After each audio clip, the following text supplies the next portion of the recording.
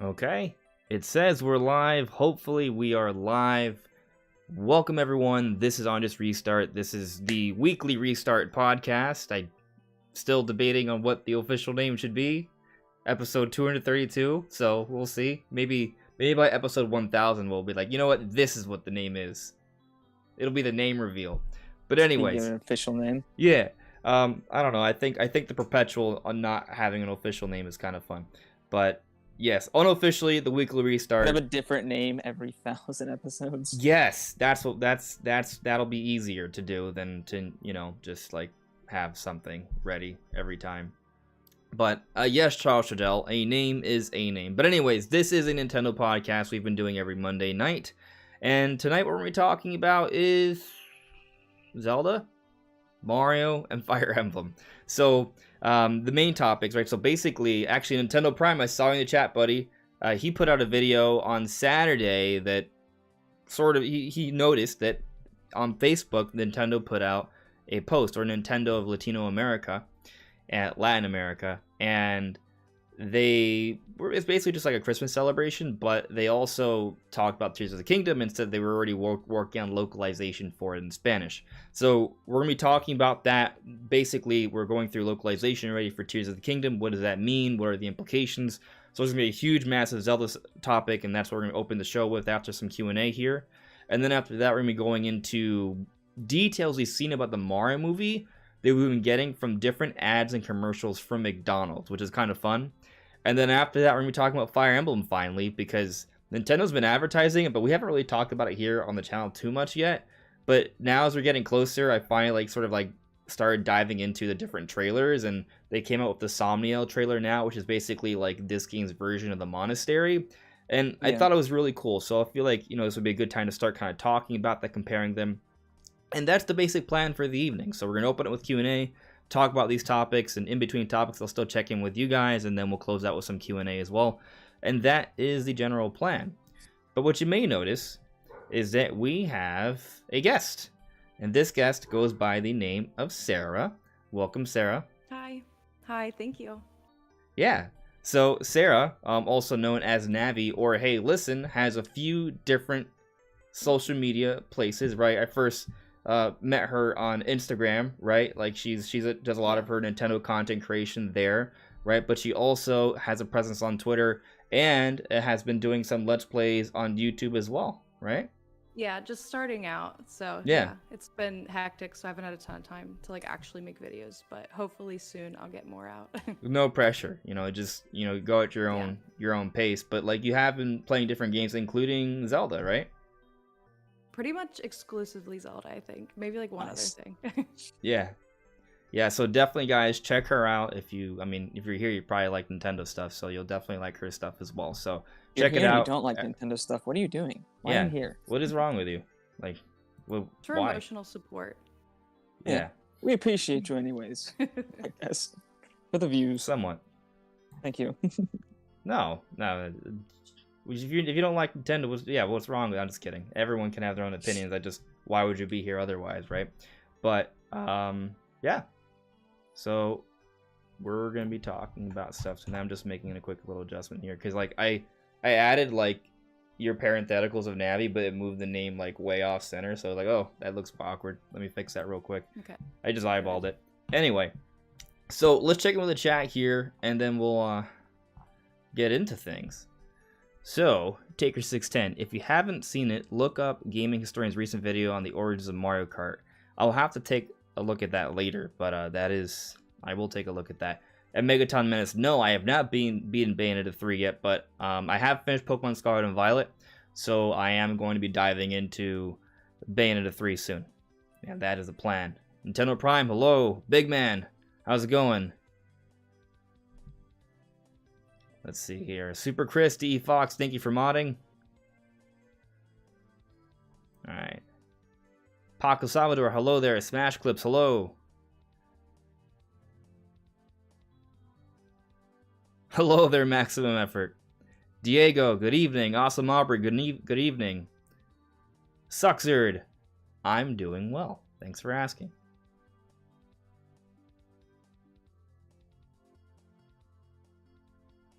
All right. let's see here. MZ Killer 2022. So I've been having a thought recently. It seems odd to me that we might get a gameplay trailer and a story trailer within 2 months of each other. I kind of feel like we're going to just get a gameplay trailer. I'm assuming you mean for Tears of the Kingdom. Yeah, I think that's, I think that's a good sort of like opener, right? Kind of like talk about that. Sarah, I'll sort of throw it to you, right? Like we've been kind of waiting for Tears of the Kingdom news, Yeah. But like, I feel like they've barely given us really anything. Like basically bare minimum. I think we're just gonna get a gameplay trailer. I don't see them doing any sort of like story trailer at all. Never. Except for like what we've seen already. So, at what point do you think they'll give us like story? I don't know. Like, would you consider what we've seen already like just teaser trailers, or would you say that would be a story trailer? I don't know. Yeah, I mean that's a good, actually, like a really good question, right? Story, like what would we define as a story trailer? They're just really reluctant, I feel like, to give any information on this game, so I'd just be surprised if we actually got like a legit story trailer. Yeah. Like I'd love to, but I don't. That's just, I don't know. Yeah, so I mean, what's interesting, right? And I guess this kind of like leads us into our first major topic is, this whole localization thing, right? So with localization, that means that they are working on, voice acting and the scripts for everything, all the text dialogues. And I mean, I'm assuming that, if they're working on the Spanish one now, they may have done English and Japanese already, at least, right? And I mean, that was just like a holiday video. We don't know how specific, how far into it they are. But typically, localization is done very, very late into development when we're like, about half a year away from release of the game. So, we're probably pretty far on. I mean, even a few months ago, we heard that they were working on some localization already, or at least like voice acting. But with this news, this is actually straight from Nintendo. So like that's kind of like, confirmation of that. I think some people are sort of speculating, though, is that with localization happening now, perhaps the reason we haven't gotten like a significant trailer that includes maybe like, say, voice acting, right? Because remember, so there's like 2 major trailers for Breath of the Wild that I sort of like think of when I think about like the big trailers leading up to release. One was the one at E3 2016 when they sort of showed off the game. They gave us a name reveal. I don't remember there being any voice acting in that one. But there was the big trailer that people have said is like the best trailer ever.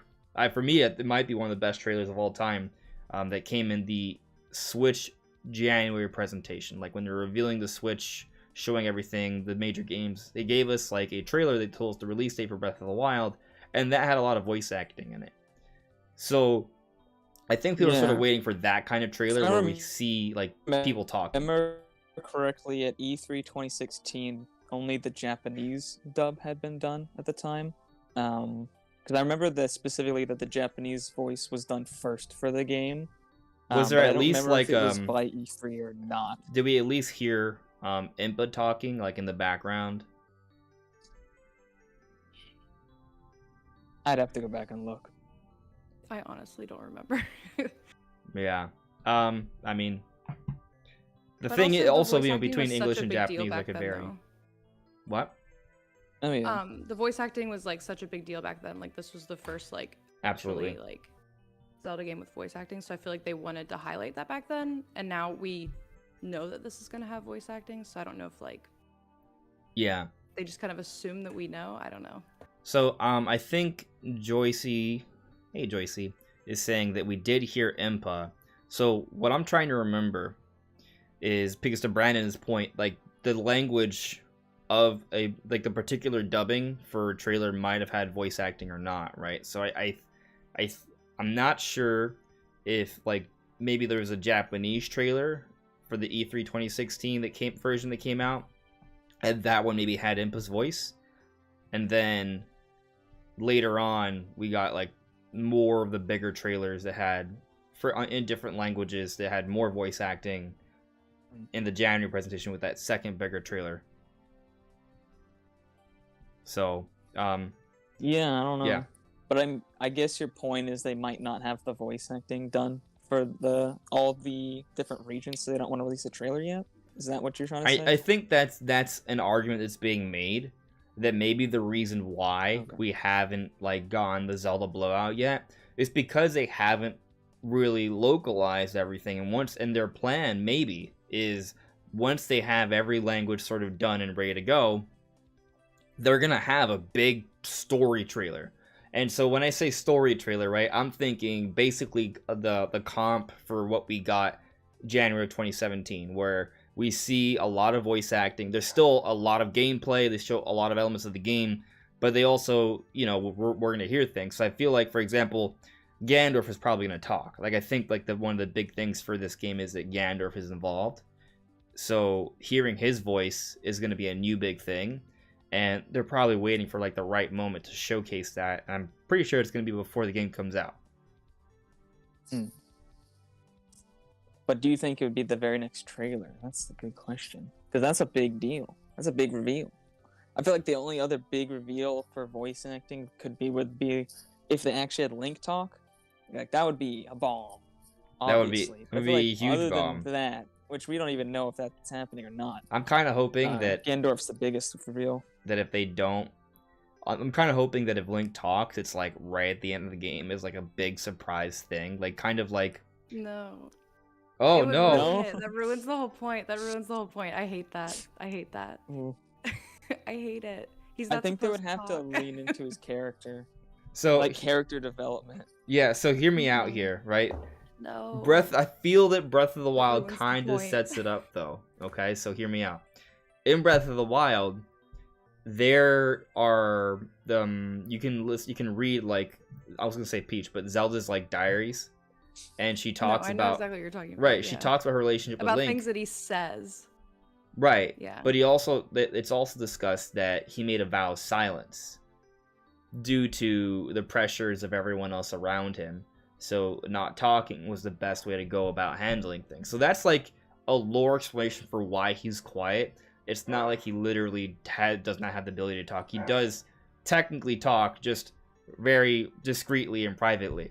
And they could just keep it that way for the sequel and not change anything. But you could also make the argument that his reasoning for being a mute throughout the course of Breath of the Wild, or rather the events beforehand, before the calamity, like, that's no longer a thing because there's not really a lot of people around anymore, right? Like, the reason he was quiet beforehand was because of societal pressure. That societal pressure is not there anymore. So you can make the argument from a story perspective, he should start talking. Like, that would actually be like a character development moment for him. But to your point, right, or to your opinion, like, you don't want him to talk. Like, there's a lot of fans that are like so used to him not talking. He just like traditionally doesn't talk, so I don't want him to. I think it would ruin it. So I would like him to talk, but only like in major cutscenes if it was like a big moment. I don't want him running around like a lot of like big AAA games these days where they're just like talking in the middle of the game, which is fine sometimes. But I would not want Link to do that. Like, I would not be cool with that. Who would do the voice acting for it? That'd be, I think, impossible to like cast somebody for that. Oh yeah, whoever they casted there'd be like half the people would hate them and half would love it. So I feel like a good split for sure, no matter what they do. I would hate it. So here's a good comparison in my eyes. Metroid Dread, the voice actress for Metroid Dread, I forget her name. I follow her on Twitter. Just forgot her name. Did you guys play through? Brandon, you haven't played through Metroid Dread yet. Not yet. Sarah, have you? I want to play it on OLED display. It's on my wish list, but I recommend at some point in the future you play it. So, but Samus is a very quiet character too. Throughout most of her games, she barely talks. It's very sporadic, very rare. She's comparable to Link. So, but the difference here is that in Metroid Dread she does talk. It's just very, very, very few and far between. There's a scene where she meets a Chozo, and she responds in Chozo. So it sounds cool. So it's not actually like English, right? It's like a made up language. It sounds very Spanish, which I actually thought was cool. And I thought it was super good. Like, but because it was very limited, but it just gave you an insight into her personality. Like, she's a very strong, independent person, right? And like, she's like, I'm gonna get the job done. And it was just like one or two lines, and that was it for that moment. And then at the end of the game, there's like this big climactic moment where she doesn't even like talk. she screams. Like, she grabs the final boss's face, and it's just like this really like hectic, energetic moment where she's screaming at the top of her lungs, and it's honestly like a really cool, goosebump inducing moment, because you know she doesn't talk. When she talks or when she makes a sound, it's because there's a lot of meaning behind it, right? So she had all this energy behind it. It's like this big, like, final, like, climactic moment, and it really made Metroid Dread like have a super, like, satisfying end. And I feel that if they were to handle Link with voice acting, it would pretty much have to be like that. Like, there would have to be 1 or 2 moments where he talks. He doesn't really talk throughout most of the game, but maybe, like, let's say at the very end of the game, you know, like, it's a plot point that he doesn't talk. But at the very end of the game, maybe, like, to save Zelda, he has to call out her name or something. Like, and that's it. It's like a 1-word thing, and that's how they end it. Oh. I would hate it if they ended that game that way. I would be furious. I would hate that. I wouldn't be satisfied with 1 word either. Let's just be like, why even bother? Okay. It need to be like a couple lines. Then a couple lines. You'll have one moment where there's a couple lines, and then another moment where he just screams, just like in Metroid Dread. It's almost as copy bad as Metroid when people say that they want there to be like a romantic moment between Link and Zelda in the sequel. I hate that too. It also ruins it. It's just like not the point of the game. So you don't want to see a romance between Link and Zelda? Oh no, it ruins it. That's not the point of the game. Did you not like Skyward Sword? I did. That was like not romantic. Like, it was implied, but it wasn't like. So what you're saying so is you just don't want to see like them you don't want like a kissing scene or something. No, that ruins it. Yeah, I think wouldn't want that either. The only people that want that are new Zelda fans. I don't think like anybody that's been with the series for a while thinks that way. If it's like implied or like subtle, then it's cool. But I don't want them just like a kissing scene. Yeah. They're just like it would ruin it. Just like him speaking would also ruin it. Maybe so. That one I might have to disagree with you on. Yeah, I don't know. I'm on the side of I'm okay with Link talking, but I think it needs to be limited. And I know a lot of people are not gonna be okay with it, but I feel like it's necessary. Nintendo may disagree, and we may get Tears of the Kingdom, and he's not gonna talk, and they understand it better. But my perspective is, one, I see how good Metroid Dread was, and I saw how well they handled that, so I loved it, right? Like, I'm a huge Metroid fan. Samus doesn't talk. She talked in Metroid Dread, and I thought it was beautiful. I think the same could happen for Link.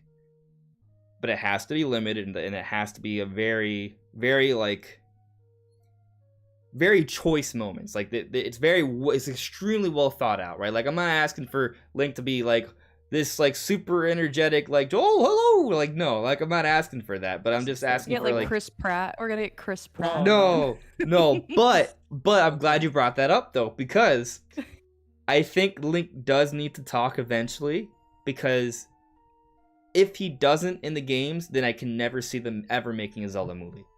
Because you can never make a Zelda movie with Link not talking, because the movie would be terrible. Unless Link is not in the movie. Oh.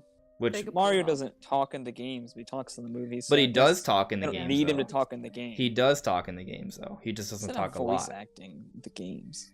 There are words. Like yippies and yahoos and very, very few words, but Link has that as well. Yeah, he does. It's like the same level as Link, maybe a touch. All right, so in the Wind Waker titles, what's cool about the Wind Waker is that it's more than just yeah. There's like a couple moments where he's like, "Hey, come on!" Like when you're doing the dungeons. He does the cat noises too. Yeah, but there's like an actual like word or two that you can understand from Link in the Wind Waker. But he's a kid there, right? He's using a certain book, yeah. Yeah. So, but in other games, you just hear, random karate noises, which is fine for that. But I think there should be a little bit more something, if they're ever gonna make a movie or an animation. Like, I think that they do need to open that door a little bit, because at least with Mario, yes, he doesn't have like full-on sentences. But there's a long history of Charles Martinet saying different phrases and things with Mario. For example, so long Bowser, like when he throws Bowser in Mario 64. or True. oh, Although they Ravi, didn't like use literally at the his end of all my voice videos. or even tried to mimic his voice at all. He sounds nothing like he does in the games either way, so I don't think it really matters. We can agree or disagree. That's fine. I mean, look, like the movie is always gonna be different, right? Like for sure. Like Yeah. I agree that that doesn't have to be like we don't need to get the same level of voice acting in a game to match up with the movie. Like I'm all there with you, but my point simply is that there needs to be a little bit of a bridge that needs to be there, like somewhat of a bridge, because I think if Link doesn't talk at all in the games and there's like zero talking of Link at all, to go from nothing to Link is like the main actor in a movie that's talking the entire time, that doesn't work. Like that's there's no way that's gonna happen. I don't see it as being any different from Mario, but okay. I just don't get why it's different from Mario, I guess, because he doesn't talk either, or really. Well, I more guess than like Link part of does. so my perspective is the same reason we're having this debate, right? The same reason you guys aren't okay with maybe hearing Link talk. Imagine they were to make a movie and Link is talking. Like you guys aren't even warmed up to the idea at all of Link talking, right? Or more so Sarah, like you don't want to hear him at all. I hate it. I hate it. No, Yeah. I don't want to. So, but what if there's a movie though? Would you want him to talk if there's a movie? No, he doesn't talk. So, would you just not want there to be a movie? Or would you want there to be a movie don't know. where he's not talking and it's just kind of weird and awkward the entire Technically, time? he talks. There is one game where he talks quite a lot. He does talk quite a lot in Skyward Sword, actually. He's not voice acted, but he has a lot of things to say to the season. You can do different dialogue options in that game. So he does talk to people a lot. It's just, you never hear it. Yeah, there's like an implied talking sometimes. That happens. But that is kind of a rarity. Like, he talks way more in that game than he ever does, usually. When you play Age of Calamity, there's some cool interactions you see because like what's fun about Age of Calamity is you see Link around like more people. Like remember how I was talking about like how Link made that vow because of societal pressure, where that society exists in Age of Calamity, right? So you see some of those cutscenes, and there's a few moments where you see like Link getting along with groups of people. Like I think there's this one scene, if I remember correctly, where you see like a whole bunch of knights and they're like cheering Link on to eat like an absurd amount of food, like all in one gulp, and he does it. And they're like egging him on. And he's like game for it, right? So like that's kind of like you can see Link being sort of like a fun person to be around in a festive environment, even though he's not talking.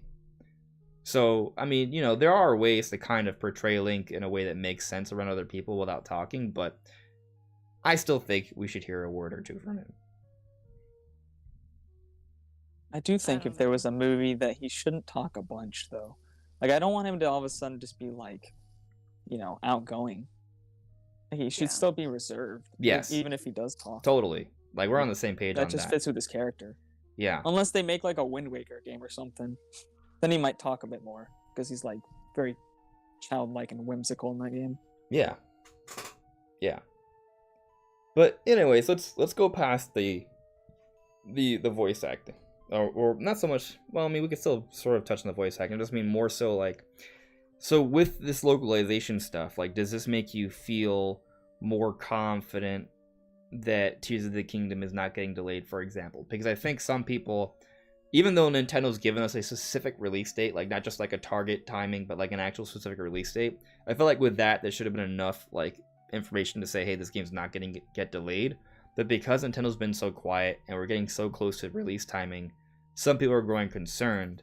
But I feel like with this news of localization, I feel like that sort of strengthens the notion that, hey, this game is coming out May 12th, and that's what it is. Nintendo's just being very secretive until that time comes for the blowout. Like, do you guys think the game has any chance of getting delayed, or you feel pretty confident about its release date? I don't think it'll get delayed. Again. Again, right? Probably not. Yeah. I think it's good I would now. hope. Am I kidding? My cat was trying to get in. I think the only reason I could see a delay that I would be like happy about would be if they delayed it specifically to release it alongside like a console in like late in the year. That'd be nice, because unlike what your many videos have been, not that you believe this, but obviously that's just a chance for it to come out alongside it in April, like a Switch 2, or May, I mean. Yeah. I don't think that's gonna happen. So I just don't believe that. Just don't believe that's gonna happen. I put in like a 5% chance on that. Very low. So if they delayed it and it came out on holidays and you could play in like 4K on a Switch 2, I'd be very excited, because I'd love the chance to play the game in like the optimal state. Not that I'll think the original version's gonna be bad or anything, but like I feel like a Switch 2 is around the corner, and they'll probably have an updated version of the game. And I really don't want to put like 100 hours into Tears of the Kingdom and then be like, oh hey, let's put another 100 hours to play it on better settings on a Switch 2. So I don't have time for that. As much as I love Zelda, I don't have time for that. I don't see us getting a new console though. I think we're gonna get a Zelda-themed OLED like we did with Pokemon and Splatoon, and then I think that's gonna be it. Likely. I don't know. I do think we might get one in the holidays, just because it fits with their New Year gap for new hardware so far, and it's just been so long since the original console came out, and a lot of other little things like the NVIDIA leaks and different things, but it's just kind of a 50-50 for me if it releases next year. So this is where I've kind of sort of cemented my thinking for now, which is it's not really cemented, because as evidence presents itself, my opinion will change. But my take is there's a long history of Nintendo using Zelda to push new hardware, and I don't think that's going to change. I think Tears of the Kingdom does mark a transition.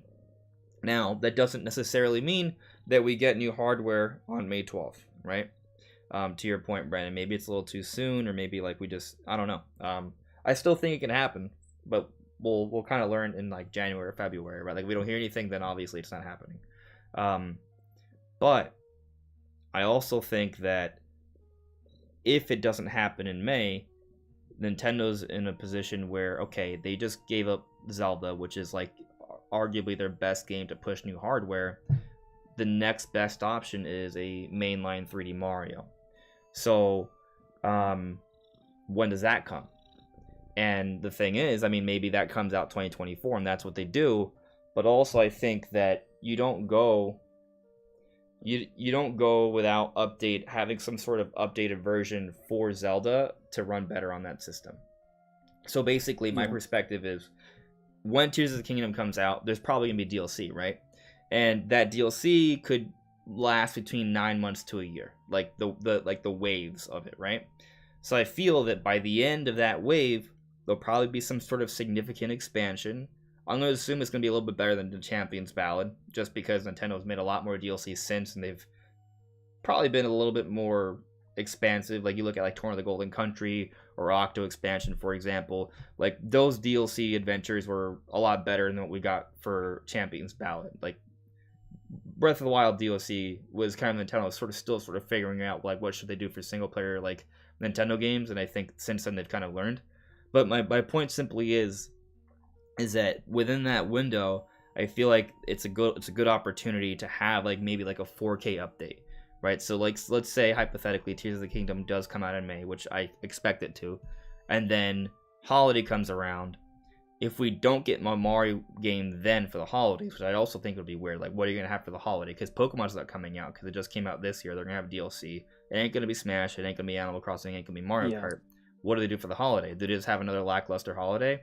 They could, but I'm skeptical of that. And with the Mario movie being around, like I feel like there's probably got to be a game coming relatively soon. So I feel that it's been so long. Like the gap between Mario and the last one, honestly, the new one, if it came out next year, it would be the same as we were waiting for Tears of the Kingdom, which has been the longest gap for Zelda. And Zelda gaps are usually way bigger than Mario gaps. So it's just like, if there's not one next year, what is happening with Mario? So exactly. So do you think we'll skip both a 3D Mario and a 3D Zelda without new hardware? Because given how long it's taken them, we're not going to wait another 5 years for another like console. Like we're past that point. So my point is, we are getting new hardware. The question is, what launches with it? Is it Zelda or is it Mario? So if it's Mario, yeah, let's say Mario comes out next Christmas. They could have like the DLC come out for Tears of the Kingdom throughout the year, and they'll have maybe like an updated version that runs better for Zelda be available at the same time as a new Mario game, or at the same time as a new hardware, say Christmas 2023. Like, that's possible. Now, if the Mario game's not ready till early 2024, I think they could stretch it then. But if we're talking about like holiday 2024, I don't see that. Like, I think that's a real stretch. Just from like Nintendo having like some sort of like game to push that hardware. So I think the Zelda series is big, and it's good for pushing hardware. I just don't know if Tears of the Kingdom versus like a new 3D Mario would be the better game, just specifically because unless they haven't shown us like what the game actually looks like, it mostly just looks like a slightly enhanced Breath of the Wild. right. Like, there's nothing crazy. Like, most people probably don't even notice the differences that we have seen so far. Yeah. They're not that big. So, is it really going to be the game to push your next generation console? I mean, sure, it might run at 4K. Maybe you can push it to 60 FPS. That would be nice. But it's not going to really show what the Switch 2 would be able to do. Whereas a 3D Mario, assuming that they've taken all this time, obviously they know what their consoles they're making, so they would have optimized this specifically for this console, and obviously hopefully making a backwards compatible version for the original Switch as well. But that's probably going to be much more technically advanced and better to showcase your new system than a game that is mostly built around hardware from the Wii U. I hear you. I do have a counter argument though. I feel pretty good about it. Not that I disagree with your point. Like, I feel like you could be right, but I think my counter argument's pretty good. So hear me out, okay? So your point about, you look at Tears of the Kingdom, it's clearly made for Switch. It's not that much more advanced than Breath of the Wild from what we've seen. Like, I'm right there with you. But what about Twilight Princess? Twilight Princess was made for the GameCube, still used as a simultaneous release to push the Nintendo Wii. True. What about Breath of the Wii Wild? Was also like barely more powerful Sure. than the GameCube, and the Wii U was, and the Switch is barely more powerful than the Wii U. So you don't really have two consoles that really give you any kind of significant power jump anyways. But they still use those Zelda games to push that hardware, right? And I think part of it's kind of like, why are you going to come out with a Zelda that took over 5 years to make and only have it available for the old system and not the new system? I think they'll have it available for the new system. I just don't think it will launch it. Yeah, and you know, and I think that's possible, right? But it's basically like, if it's not Zelda, it's Mario. It's one or the other. But let me throw this at you. So, and I'm gonna make a video on this later. But Skyward Sword HD was in 60 frames per second. Are there any other Zelda games that are at 60 frames per second? Yes. Was it Link's Awakening? All 2D. Link's Awakening was in 60 frames per second, right? The remake? Yes, a lot of the 2D games are in 60 FPS. I believe even the original game is at 60 on the NES. Okay. Might have been a Link to the Past that started 60, but I don't know, a lot of NES games are in 60 FPS, and SNES games as well. It's kind of interesting how like it's almost gone backwards in some ways. Ones. Yeah, it is strange. Games used to just be 60 most of the time. Especially like the PS2 generation was a big one for 60 FPS. We're kind of getting that back now for like the PS5 generation, but the Xbox One and, well, I guess currently the Switch generation is not good for 60 FPS. At least not across the board. Yeah, I feel like with that, it's because it's like 60 frames per second. It's not something that everyone notices, right? So because it's not super noticeable and you want to sort of market things, like better graphics and like a higher rate resolution is more marketable than better frame rate, right? So I feel like as we've advanced our generations, they've kind of getting more used to 60. Sure, especially with 120 FPS being available, people are getting more used to high frame rates. Yeah, I think as time goes on, we're going to see better performance overall. But I'm just saying that I think the reason why we've seen them kind of go a little backwards is just because there's been like this demand to kind of improve visuals by significant margins. And by foregoing frame rate, which is not that noticeable to as much people, a better resolution is. So that's maybe why we've seen like people sacrificing performance to have a better looking game. Yeah. I mean, I could get into a lot more technical reasons about why resolution doesn't matter anymore, but this is not the podcast for it. No. Anyway, yeah, so ultimately, like, I think, they could do something with Tears of the Kingdom, though, where they could be like, hey, look, like, imagine, hypothetically speaking, what they could do to kind of showcase, like the new hardware boost. Imagine Tears of the Kingdom has a 60 FPS version that's available on Switch 2, and it's like upscaled to 4K. And then it has just, better draw distance and reduced pop-in and just cleaner, like, textures. Like, and that's kind of, like, the major difference. But, like, you take all of that together, like, that's kind of significant compared to what they would do for Switch. But it still would probably still look better than the initial Breath of the Wild with the Switch version. And that might be, like, enough for people to be like, whoa, that's significant. I should get a Switch too. It'll be nice, My but cat I is in think garbage. Sorry. the only people who would, I think, really go for that would be people like me and you, who like care a lot. I don't know if the casual market would care about playing the same game at 4K 60 with slightly improved No. visuals. Like, I don't think most people would jump for that. I don't know if you could hear what I was saying. Sorry. On Ruby literally jumped into But, a pile of garbage I have there because I've been working on set stuff, and she's doing it again. No. Please. Please. Just stay here. Cats, man. You love them, but they get crazy sometimes. But yeah, me and Sarah were just agreeing that we don't think the casual market will really care that much about 4K and 60.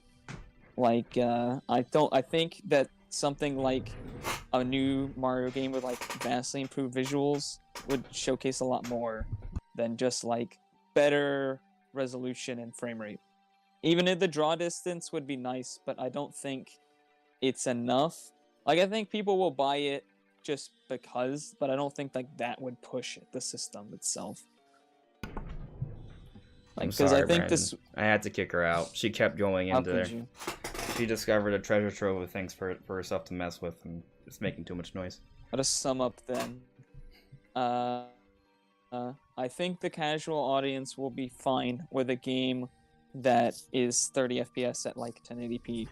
Like, I think something like, if it was really demanding, like if Zelda was running at like 720p or less at 30 FPS with like, kind of bad pop-in and some shaky frame rate, then I could see it being like a big selling point that you're getting 4K and 60, because there would be actual issues with the original version. But I think the original version is going to be good enough from what we've seen. Yeah. I think they're probably including that kind of resolution upscaling method that is using in Xenoblade, because the resolution and anti-aliasing looks so good.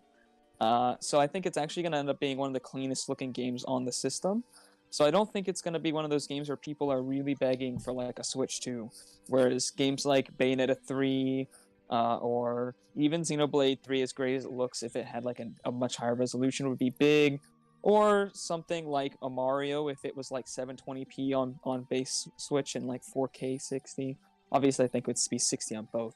But something like that with like better settings that actually has like textures and assets that can show off the resolution would be a much better system. Yeah, I mean, we got to remember, like, Breath of the Wild was made for the Wii U, right? So, like, Tears of the Kingdom still should look a lot better on Switch. Like, it should maybe. You would assume that, with basically 6 years of development, more graphical tricks figured out, and a more powerful system that's, easier to kind of like avoid bottlenecks, would have a better looking running version by a relatively noticeable margin when it comes out. You would think. But so far, they haven't shown that. So. They haven't shown us much of anything at all, right? Which is why we're talking that's about very this. Fair. Like that is very fair. They have not shown much at all. No. That's very fair. But Sarah, to kind of like wrap up the Zelda stuff, we're gonna talk about Zelda probably later more, but so we can kind of keep the conversation going, we'll kind of like close out this topic with this. Like, what are you sort of waiting for? Like, what's like the next time we see Tears of the Kingdom, right? Like, what would you like to see? Not what you think we'll see, because that's, I mean, Nintendo's like impossible to predict these days. But Like, what would you like to see most about the game? Definitely like a story trailer. Again, I don't think we're gonna get one, and if we do, it's not gonna give us very much information. But I'd want to see a story trailer. I feel like gameplay is gonna be basically the same, except for like some of the new elements, like with like the drops and him going like dissolving into the buildings in the sky or whatever. Like obviously that's gonna be different, in the time reversal element or whatever. But I think overall gameplay is gonna be pretty much the same. So okay, yeah, I'm kind of like hoping that they kind of blow our minds personally. Like, I feel like, I don't know, I think Tears of the Kingdom has this huge burden of following up Breath of the Wild, and it's going to suffer from sequelitis. Like, and I wonder if one of the reasons why also Nintendo taken way too long. Yeah, well, that's what I was gonna say. Like, I feel like with how long Nintendo's taken, I wonder if maybe that's why. Like, maybe they're trying their best to like really like make this feel like more than just a basic sequel, which is why it's taken so long. But in order for them to do that, they kind of have to like really like hit it out of the park, you know? Like, you look at like God of War Ragnarok, you look at Horizon Forbidden West. I'm not saying they're not great follow-ups. They are. But I think you guys agree with me, and I haven't played them, so maybe I'm talking on my butt here, but my perspective has been, from what I've seen and heard, is that they're not like substantially better than the original game. Some people might even prefer the originals in some cases. It's kind of like, it basically, they don't reinvent the wheel. They're just kind of more of the same. yeah. And I again, To an extent, I guess. To an extent, like, there's still quality releases, but do you think Nintendo just wants to do that, where it's like, hey, look, here's another version, it's gonna be fun, play it? Or do you think they really want to like hit it out of the park and be like, whoa, this is the next Zelda? No, I feel like the story is gonna be like insane. Like, I don't know, I just have a feeling that it's gonna be a lot, especially with Link different. talking. I swear to God. At least Ganondorf has to talk, though. Like, that's one thing that I feel most people will agree with. Like, he should talk, and that's gonna be like a really big moment when we hear his voice. I feel like he's just gonna have like one like monologue type thing. Okay.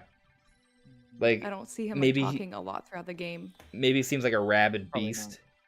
but in humanoid form, and then at one major point he's like goes off on like how he hates like every incarnation of Link and Zelda, and he's like, this is it, I'm gonna end this.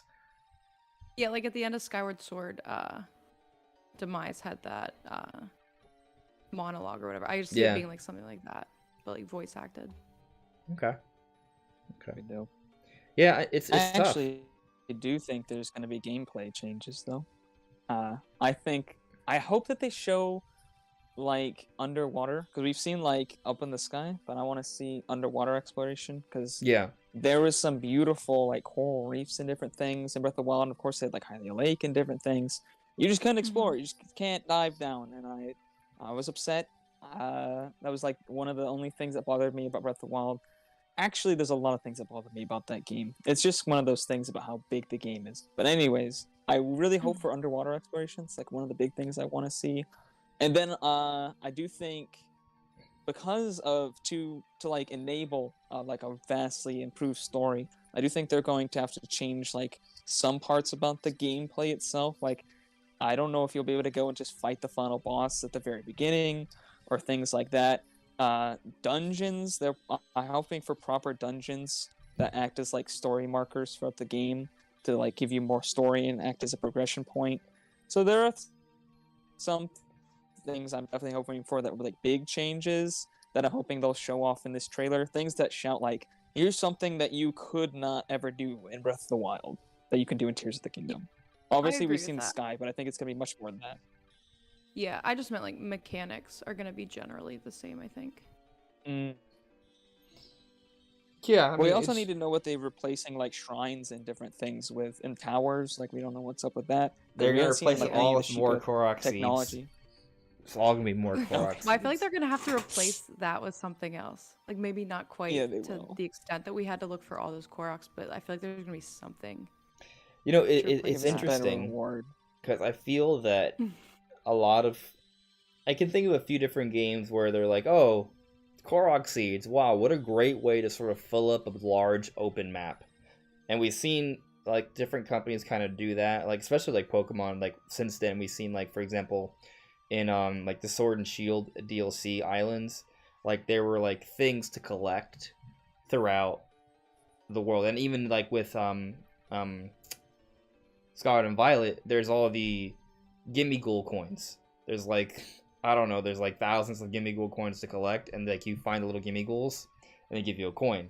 It's like, oh, I found a Korok. Okay, I got a seed. Oh, I found a Gimme Ghoul. Here, give me a coin. So, I don't know. I feel like that whole idea of, oh, there's a giant map, let's put a lot of little characters or some collectible that you can find all throughout the map to sort of encourage exploration. And it's kind of like a really easy, simple way to do it, because it's like, oh, okay, we can just, you know, like it's not like you have to design like 1,000 Koroks. Like you do, but they're all like very, very, very, very similar. So it's just minor alterations. So I mean, they could do that, but I wonder if they're gonna be like, you know, everyone already kind of we already kind of like gave people that idea to just put like a little bit collectible throughout. What if they did something different? Maybe. I would love it if something I love about Xenoblade 3 is when you're just exploring, like you just find like huge side quests and like mission quests just throughout the world, and like places you don't have to go to, where there's just entire cities and civilizations and things, just chilling with like whole story beats you don't even need to see, but they're like the main campaign for Xenoblade, it gives you the story, but if you don't like go and explore, there's just so much story that you miss. And I love that. I would love it if Breath of the Wild, instead of just focusing on like a bunch of tiny little things that don't really matter throughout the world, just give me like bigger things that I can go and find, and just like quests that actually are like really interesting, and like characters that actually matter. It's just like, I don't need a million different like little Korok seeds to find. Yeah, I don't know. I'm with you, actually. Like, I'm kind of hoping that what they do instead is just, like, Majora's Mask, the flip out of it. Like, you want to have, like, collectible stuff? Cool, let's do that. But let's make it a little bit more significant. Let's, you know, like, you know what? Here's an idea. Like, what if... This is an idea, I'm not saying this is what they would do, but just hear me out. Like, what if, like, Majora's Mask was, like, remade, right? And if they were to remake Majora's Mask, what they could do to kind of like really fill it up, like what if like each mask was broken up into shards, and there's each mask, like in Majora's Mask, has like its own like unique sort of side quest. There's a reason why this person is going through something really tragic, and you learn about that. There's still that unique interaction, but to complete the quest, you have to, maybe their mask breaks into a few different pieces, and you have to find those pieces. Like, they could do that, which would just be sort of a remix of the Korok idea, which would be better than just a Korok idea. I would also love it if they were to give us enough side quests like Majora's Mask to fill up the map. The problem is, that's a lot, and I don't know if that's a reasonable expectation. I don't know, there's a lot in Xenoblade, and that game's a lot smaller budget and time than Tears of the Kingdom does, so I don't know. I mean, I wouldn't say I have to have some smaller stuff to fill out as well. Yeah, obviously. I wouldn't say there's a lot. I would rather have less. Like, I don't need 1,000 Korok seeds. Can you give me just 100 puzzles that are actually interesting throughout the map? That'd be fine. Yeah, those are the shrines. Like, just quality over quantity. But they already have the shrines. I don't want 1,000 puzzles. Yeah, I know they have the shrines, but like, you mean like something else? Even if there were just 100 other things. Like, if the puzzles were more interesting, let's take the idea of a Koroks, just make them better. Let's rephrase puzzle. Side quest. Like, it's like a character interaction. Like a puzzle, but it's a puzzle that's related to like a character's trouble. Like, maybe one could be, like maybe you take a little farm to the side of the road, and it's like a little lady, and she has a whole bunch of cuckoos that escaped, and you have to go find them. Like, that's a side quest, right? Like, literally, you could just go back and just recreate all the different side quests we saw from Ocarina of Time and Majora's Mask and The Wind Waker, and be like, oh, there's aliens that are attacking my farm. Please help me. Like, I would love it. I mean, honestly, if they did stuff like that where like there's just a lot more like people and characters with weird little stories going on, and that's what they kind of use to fill up the world, I would love that. I'm just not sure if that's a reasonable expectation, because doing that as opposed to just a whole bunch of Korok seeds forever to make, so they've been putting the time into something. Well, I'll tell you what, if they do that and they give us a story that includes Ganondorf talking, and it's like a nice, like it's a build-up, right? Like it's kind of like you play with Ocarina of Time, and there are interactions with Ganondorf from beginning to end, and it builds up like an actual like antagonistic force, and it has like an actual like challenging final climactic battle, and it's a well-told story. And they pretty much just kind of redo Breath of the Wild with both newer mechanics that feel fresh and new. I'll be like, okay, yeah, that's clearly like the greatest game of all time. Like if they do all that, that would be amazing. I'm just not sure it's a reasonable expectation, because that is a lot of work. Played Skyrim. Skyrim does have a lot of side quests. Interactions and quests that they have in that game. It's insane. There are a lot, but are they fun little mini games like they are in Majora's Mask? Yeah, I feel like They're sometimes like there are just like too many in some games, and it's like overwhelming. I don't know. That can also be true. Sometimes less is more. Or they're just kind of annoying. Sometimes less is more. Yeah. Yeah, for sure. Like I would never imagine.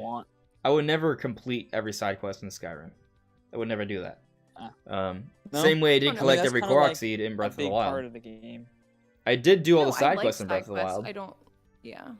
You did all of them in Breath of the Wild? Yeah, because I don't like the ones where they're like, oh, go find me like 30 of these restless crickets or whatever. Like stuff like that I think is annoying. Like it's just meaningless. But whenever you have to like, if you have to solve a puzzle or you have, I don't know. Like you said, if it like. What did you think of the Terrytown quest? Like that. Oh, that one was fun. I love that one. Yeah, that's the best one. Oh, okay. All right. Thank you for bringing that up, because that's a good idea. We've talked about it before. So what if, yeah, it's just more quests like that, but maybe like there's this huge restoration effort for Hyrule, and the way they fill up the world, like you still have a lot of interesting side quests like Majora's Mask, like, but obviously, well, I think obviously that there's no way they could fill up the world with Majora's Mask level like side quests. Like there's just no way. Like they should have that. Probably not. But I don't think they could fill up the entire world, which is probably gonna be. It's gonna be bigger than even Breath of the Wild, which is already huge. Like there's no way. But give us more of that. But to fill it up, instead of Korok seeds, what if what they do is kind of like this idea of like a massive Terrytown quest? And what I mean is, basically, there's a lot of interactions you can find throughout the world that are about bringing people to other towns and villages. So instead of it being Koroks, it's people. And it's like a simple task that you have to do. It's like, oh, maybe they're being attacked by bokoblins. Maybe they're trapped on a cliff. You have to climb up and save them. Maybe they're in a hole. Maybe they're feeling weak, so they need a potion to be made with ingredients in the area. And it encourages actually to do more cooking than you were supposed than even in Breath of the Wild. So it's more things like that that kind of encompass the mechanics that are already in Breath of the Wild, rather than just, oh, I found them, let me press A. And that makes it more interesting. Also makes the world feel so much more real and lived into. Yeah. The world feels very barren in between cities in Breath of the Wild. But like I feel like, you know, what I described would be a good way to do it. Like it's save people and just like different things like that. And you can remix it, you can redo it a lot, but it's not just about getting people. It's also like in Terrytown, sometimes thinking about, oh, relationships, like who should go where to which town. So like if this is like a massive restoration effort, it wouldn't just be for one town in one place of the game. It would be like kind of trying to build different towns, and maybe there's like an interaction between those different towns throughout the map. And again, my idea behind this is a massive restoration effort for Hyrule as a whole. So you see something that's in ruins, let's turn that into a farm.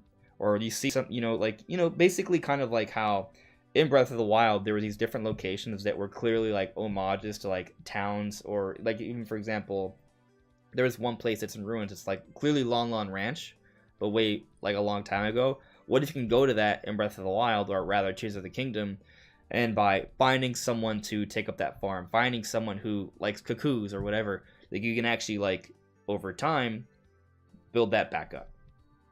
And then you have to find like the supplies or whatever. Yeah.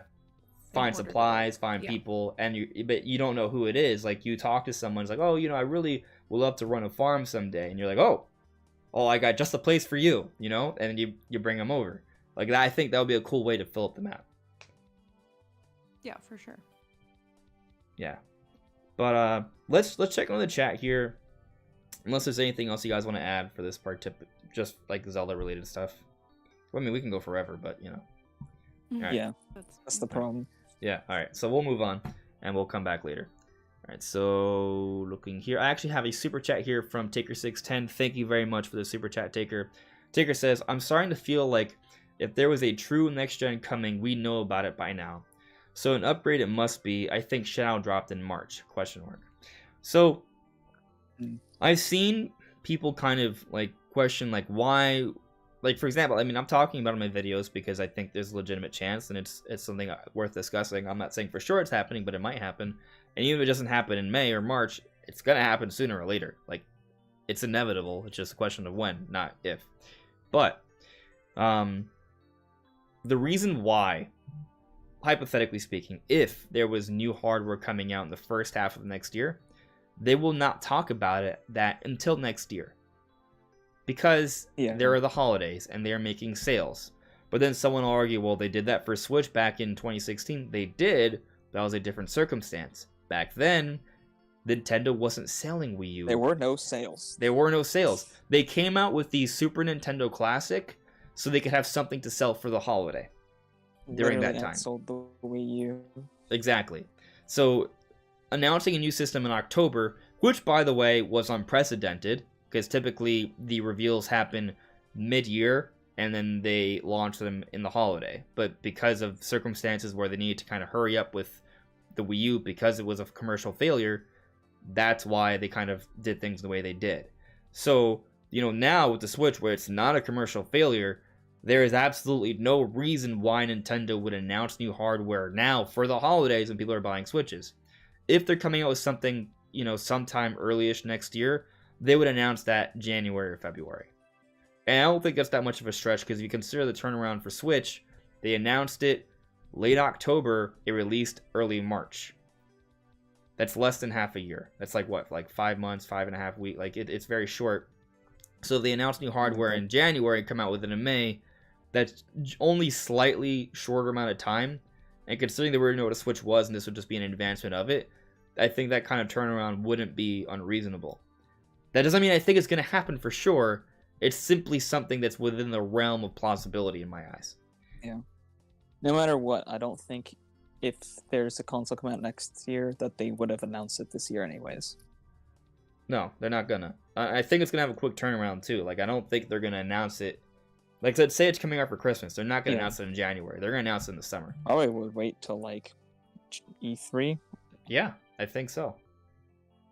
Well, if they announce it too soon, people are gonna stop buying OLEDs. They're gonna stop buying like regular Switches. A great point. It just doesn't make sense for them. Yeah, I mean, and the other thing though, and I'm glad you brought that up because they're not gonna stop selling Switch when they announce the next system. But they need to think of a way to kind of do both. So, like, people have talked about how Nintendo apparently has, like, a 10-year plan. But when Nintendo says 10-year plan, that doesn't mean for 10 straight years it's going to be the only platform they're selling. That's already not been true. Because when the Switch came out, they were still selling 3DS for another couple years. So what's going to happen is, at some point or another, Nintendo is going to transition. And they'll still sell Switches for a few years. Games will still come out for a few years. But it's going to be a transition. I mean, you look at how Sony and Microsoft are having their transitions. We're still seeing new games come out for PlayStation 4 and Xbox One. But God of War Ragnarok just came out for PS4. So. Exactly. It's a big game. That's basically like you know, Nintendo's version of Zelda.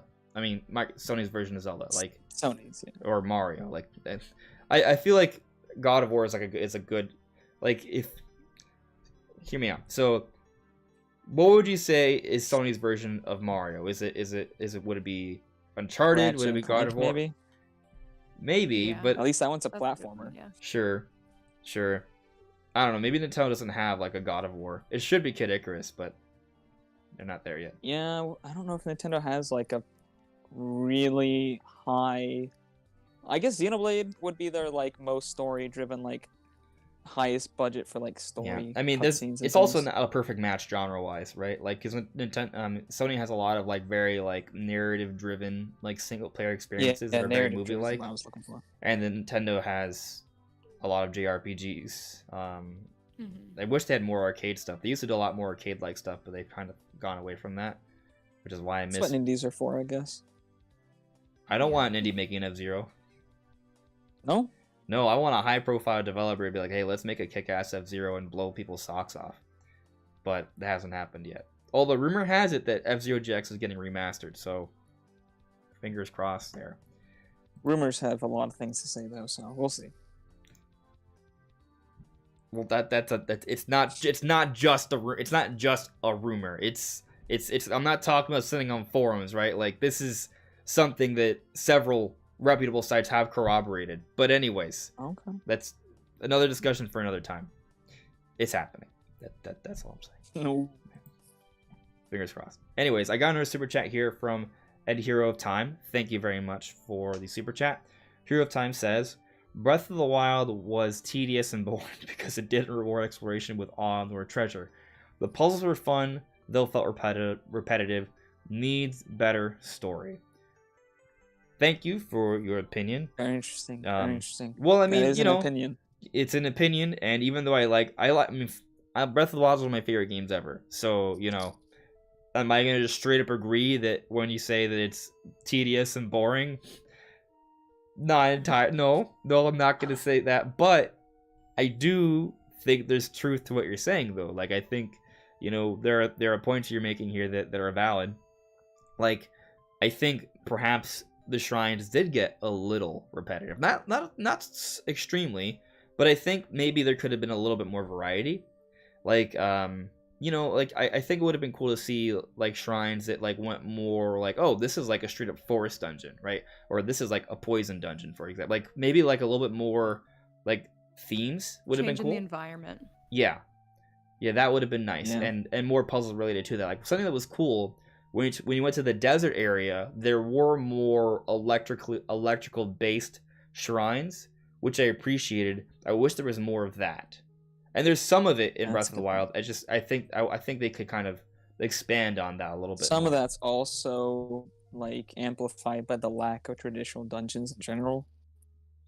True, and that's another thing. I think the 4 main dungeons, like the first one was really cool because I was like, oh, I have no idea how to do this. But once it clicked in my mind that the map was also like the puzzle, and how you sort of orientate that and like how you move, like, then I was like, okay, I figured this out.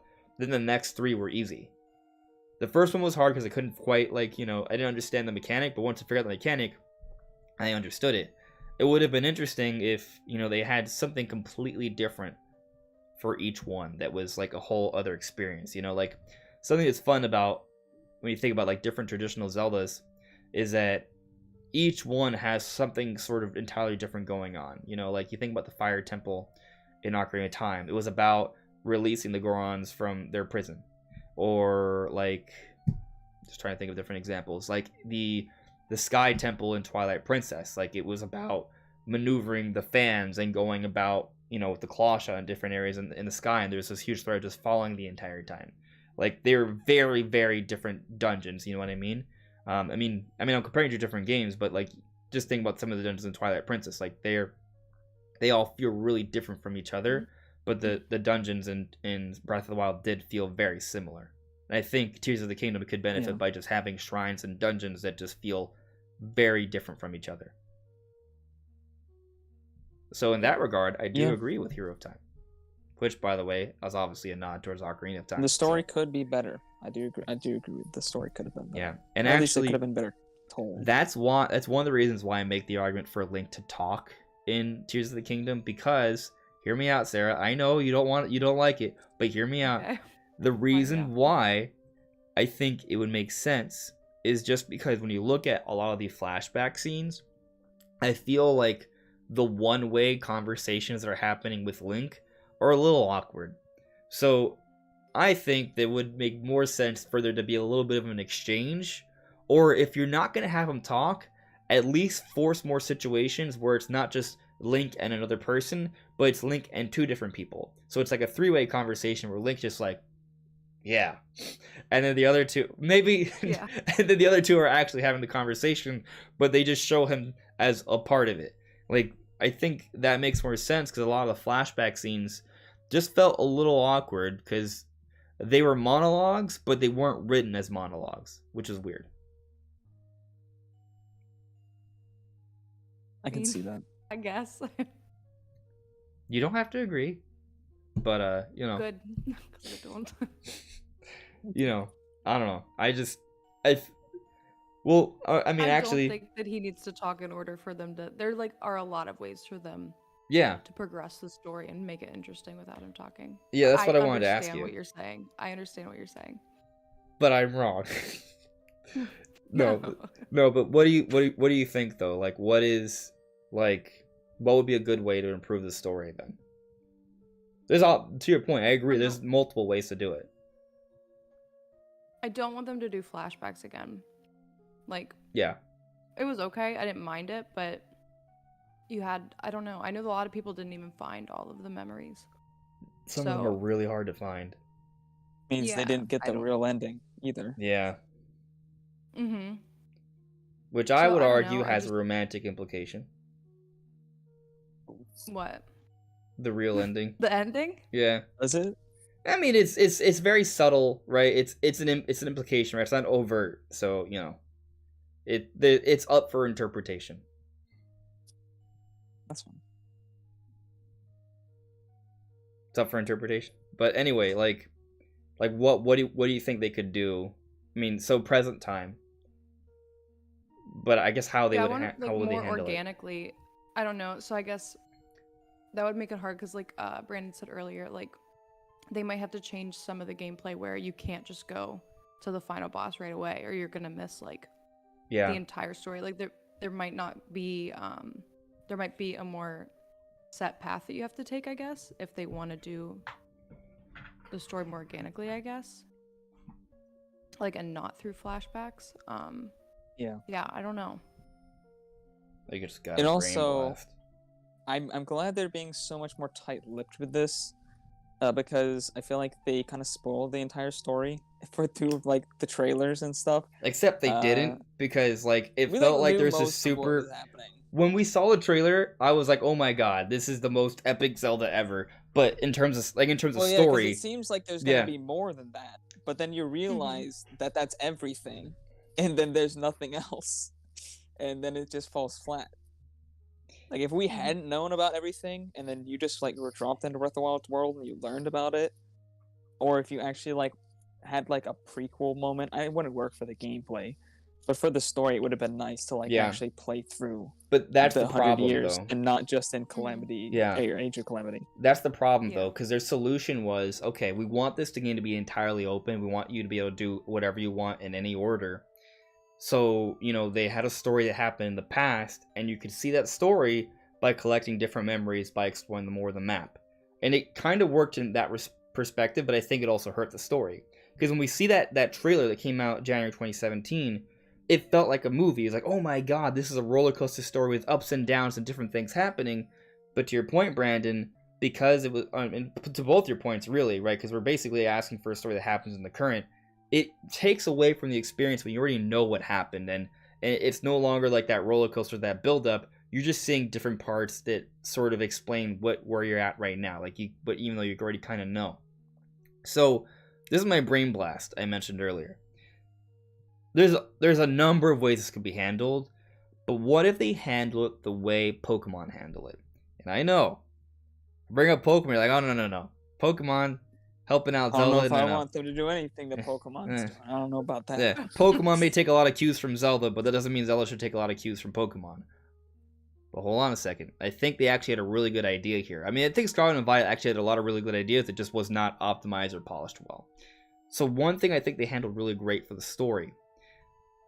Scarlet and Violet, basically the way the game works, there's the first opening segment, which kind of introduces to the game, and then things open up. And once things open up, there are 3 main quests that you can do, out of order, however you choose, intertwined with each other. And there you go. But after that point, once you complete all 3 main quests, and that's where all the open exploration comes in, doing things out of order or your own order, then things become linear again at the end for the final 4th quest. Like, I'm pretty sure you can leave and go back into other stuff if you want. I didn't do it because I just wanted to go through that segment. But that final segment, the narrative really picks up because all the characters you're working with throughout the story, it becomes like this really exciting, like, sort of linear story, which I know linear may seem to have like a negative connotation, but when it comes to a story, not actually, because it's like almost like a roller coaster. It's like, oh man, what's going on? And I don't want to spoil things for people, but like the final quest for Scarlet and Violet, like, it gets like really creepy and mysterious, and like there's this exchange between the different characters you've gotten to know throughout, and there's a lot of concepts that are brought up that you wouldn't necessarily expect from Pokemon, and it's all really cool, and it has like a really awesome series of climactic fights at the end.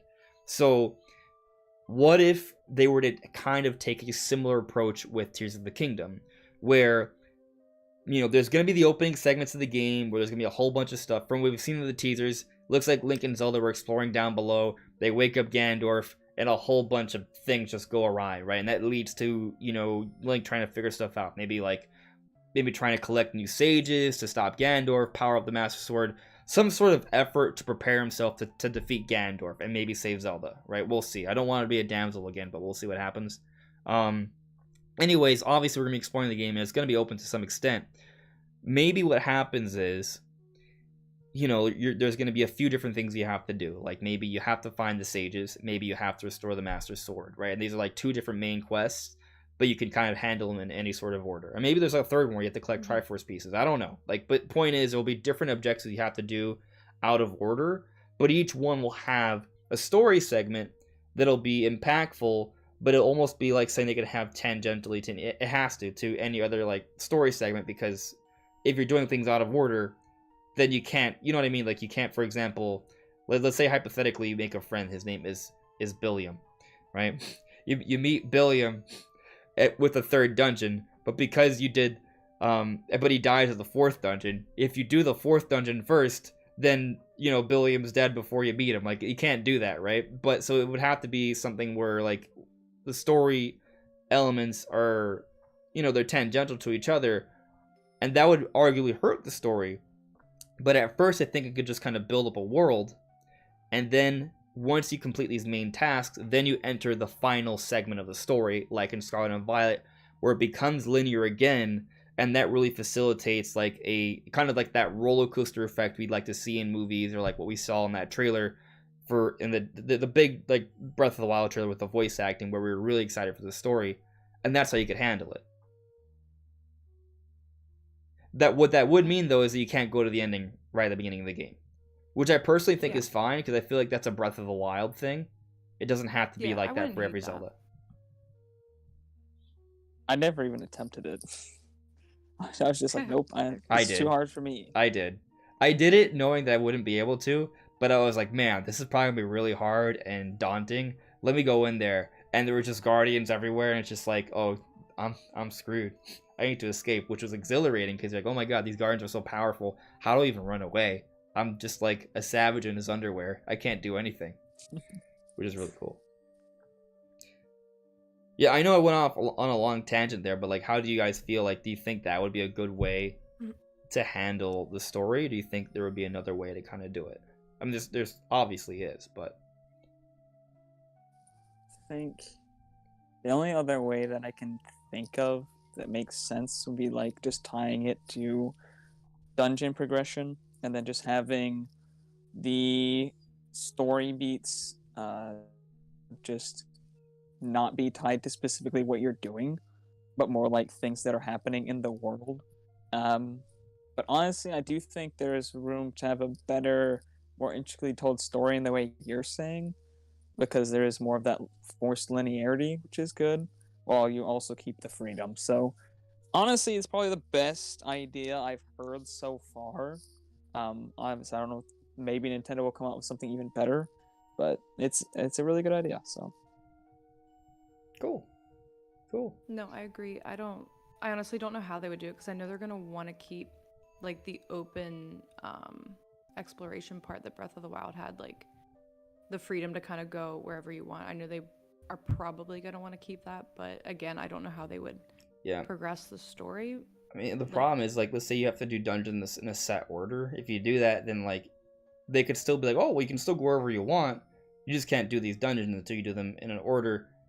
I think when you do that, though, what happens that I don't know, if your main objectives are a set specific order, most people are going to be inclined to do things in a set specific order, and it sort of discourages like that exploration of kind of doing things at your own pace, however you want. So it is kind of like a difficult balance. So I think basically you have to do. I mean, one of the idea I've had in the past is where basically there are tasks that you can do in any sort of order, but it's kind of like there's groupings, which it's the same concept I already described, just maybe grouped a little bit differently, right? Like maybe at first, it's about restoring the Master Sword. Kind of like, think about it like this. I think a great example is the Wind Waker. So think about the Wind Waker, right? It's not open, but it has like a little bit of open exploration to see, but the main story segments are all linear. So what if, for example, they were to redo the Wind Waker and it was entirely open, right? Where the first concept, the first phase is collecting the pearls. There's 3 different pearls. You can collect those pearls in any order you want, and those story interactions are all cool, but they're all tangential, right? Like not one either can happen in any sort of order. It doesn't take away from the story connection, right? But then there's the second phase. The second phase starts off with the Tower of the Gods, once you have the pearls, but then it's about restoring the Master Sword. And the dungeons you have to go to restore the Master Sword, you can do in either order as well, and there you go. And so once you do that, it's another linear story element, and then you enter like the third arc, which is collecting the Triforce pieces, and each Triforce piece has its own little tangential story segment, but then once you get all, it becomes linear story again for the final end, right? So you could do it like that, where I mean, I feel like I've kind of explained my point. Like, it's, okay, linear story, then 3 dungeons you do out of order, where there's story that's kind of separate from each other, but they connect, then linear story that opens up into the next segment, where you do like 3 different dungeons, they have their own little stories that connect, then again, and then final climactic moment for the end segment. Like, I think they could do that, and it still lets it be entirely open in terms of exploration. I don't know if you realize you just implied that there would be, I think, either 9 or 12 dungeons in the game. 9. That's pretty hefty. A lot of shrines, so. Get that. Well, I mean, it doesn't. True. They might not be like full-scale dungeons. So I just think it's funny you were just thinking about that. I was just literally, all I did was break up Wind Waker, because Wind Waker is collect the pearls, go to the Tower of Gods, go to the temples to restore the Master Sword, then collect the Triforce pieces. The Triforce pieces aren't dungeons. Wind Waker kind of is like an open world Zelda game with the great stories in it. It's interesting to think about it that way. Yeah. Because you can technically go to any island at any time. You just might not be able to do anything. You just can't do anything there, right? Yeah. Well, sometimes you can't actually get on the island. Yeah, you need But like special that's very items or rare. something. Yeah. Yeah. And it'd be really interesting. What if like they designed Tears of the Kingdom in pretty much the same way, like how I'm saying, where at first it's maybe fix the Master Sword, then it's get the sages, then you fight Ganondorf, and maybe you could go to try collecting one, like going to a dungeon that would get you a sage, but because it's considered like a late game thing, it's basically impossible. Yeah, kind of like the way they did the Master Sword in Breath of the Wild. Like, you could attempt to get it, but you needed so many heart containers in order to get or it. literally Like, just fighting Ganon. Like, it's impossible, but it's almost impossible, but you could do it if you like really understand the game. Of course, having that option would probably defeat the whole purpose of the story, but it would be fun. Yeah. I mean, they might be like, come up with more like the Master Sword. The Master Sword, you straight up will just die unless you're good enough to pull that thing. So they could have some other gatekeeping thing where it's like, technically you can try, but there's no real way for you to get it. Yeah. Yeah. I do want to say, though, I don't think 9 dungeons is at all a stretch for Tears of the Kingdom.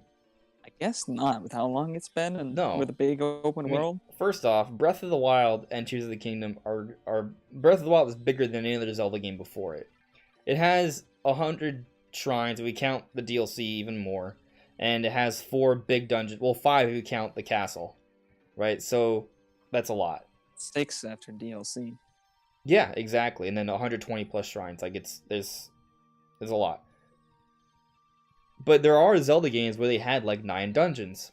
If I think about Ocarina of Time, there's the 3 when you were a kid. Then there's the Forest, Fire, Water, Spirit, and Shadow. That's Ocarina of literally Time, you can do some of them out of order as well. a little bit. You can do Fire and Water interchangeably and Spirit and Shadow interchangeably. Yeah. But that's 8 dungeons. If you account for the castle, that's 9. And then you could also there's also mini dungeons with the ice cavern and the well. So you can combine those to be basically like 10. Like so, that's Ocarina of Time. Twilight Princess, man, do I even remember all the dungeons of Twilight Princess? I would really have to replay that game on my Switch, but Nintendo hasn't released That'd it. be So nice. yeah, I don't want to dust off my Wii U. That's my problem. But I mean, yeah, how many dungeons did Twilight Princess had? You revisit a lot in Twilight Princess. It's true. There is some backtracking, yeah. Yeah, like a lot, I think. But I'm just trying to remember. So there's the Forest Temple. It's like 2 forest temples. You might be If right. you count the Skyward Sword is a if you- lot of if- backtracking, but that's The Sacred Grove or whatever. yeah. the Sacred Grove Yeah. turns into you go back to the forest, but it turns into the Temple of Time. Right. Yeah. But the Yeah. forest itself is almost like a little mini dungeon before you get there, though. Yeah, Mm-hmm. you guys are making me want to replay Twilight Princess now. Great game. I do every few months, not gonna lie. Every few months. There you go. That's a Yeah. lot. So there Yeah, are just- 8 yeah. dungeons in Twilight Princess, not accounting for the final castle, which I do consider a dungeon, but it's like a slightly different way you go about it, handling it. But so I'm just saying, multiple Zelda games have had 9 dungeons, not really a stretch. Yeah. So, but it would probably mean We have maybe yet less to mini know how the dungeons. dungeons will even be in this game, as we have Yeah. yet to learn about most of its mechanics. Yeah, we still know so little. We've been that horse for a while, and it's been dead for a very long time. It's basically a skeleton horse, like what we see in Breath of the Wild. Yeah. We've broken some of the bones, and we're using those bones. Okay, I'm done. All right, let's move on to the next topic here, and we'll come back to the chat. Because where are we at in terms of time? Yeah, we've been going for an hour and a half, and we should have been talking about other topics already. So Zelda's a big one. Save Zelda for It- last. No, I think it's better to do the main topic first. So I'm okay with this because we covered the main topic, and we did that. Now it's time for the speed run of the other topics. Yes, exactly. So Mario movie. All right. So basically, with the Mario, I brought this up earlier. A few different things kind of came out from McDonald's advertising that have given us more information about the Mario movie. Now, I'm not going to show you the footage here. I would love to. I really would love to just share it with you. But if I do, I don't know what'll happen to me. So I'm not going to. The Nintendo ninjas may Right. come out. Even when we live stream the actual when we live stream the Mario trailers, we still get blocked in certain countries, and there's some sort of interruption to the stream, and they claim all monetization for that stream. It sucks. So not going to show the footage, especially because this footage has not been released in America. Not to mention it's a McDonald's commercial, and I don't even want to think about what McDonald's might do to me. The God. Mario movie, we've been getting attacked by McDonald's Universal doesn't care. Studios. You think McDonald's. McDonald's is more brutal than Nintendo?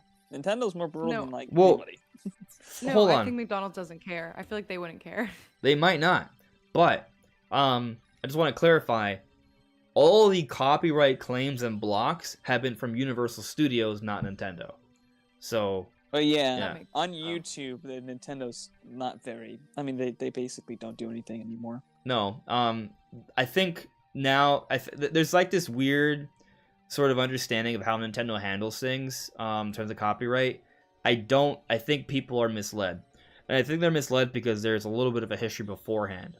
Because there's a few different things. If someone has a website where they're using the likeness of Mario or Zelda, that potentially could get taken down depending on what it is. I remember There's a store near me that uses Mario Kart and a bunch of other different Mario, and other various Nintendo Yeah. things. It's not sponsored by Nintendo. No. Nothing to do with Nintendo. I think it's No. like a dental place or something. I don't know how they legally keep those up, but It's so random. There's a lot of people do it's stuff. really weird. Well, do you ever see like those videos of people like, hey, check out this? I mean, there's a whole bunch of them, like all these like different like handheld devices that play a whole bunch of old games, and they're like, oh, it has Mario, Zelda, Pokemon, it's amazing, just like an emulator, or right? something. And you're like, yeah, but that's definitely not legal. I know that's not legal, right? But they're advertising on YouTube, which is insane.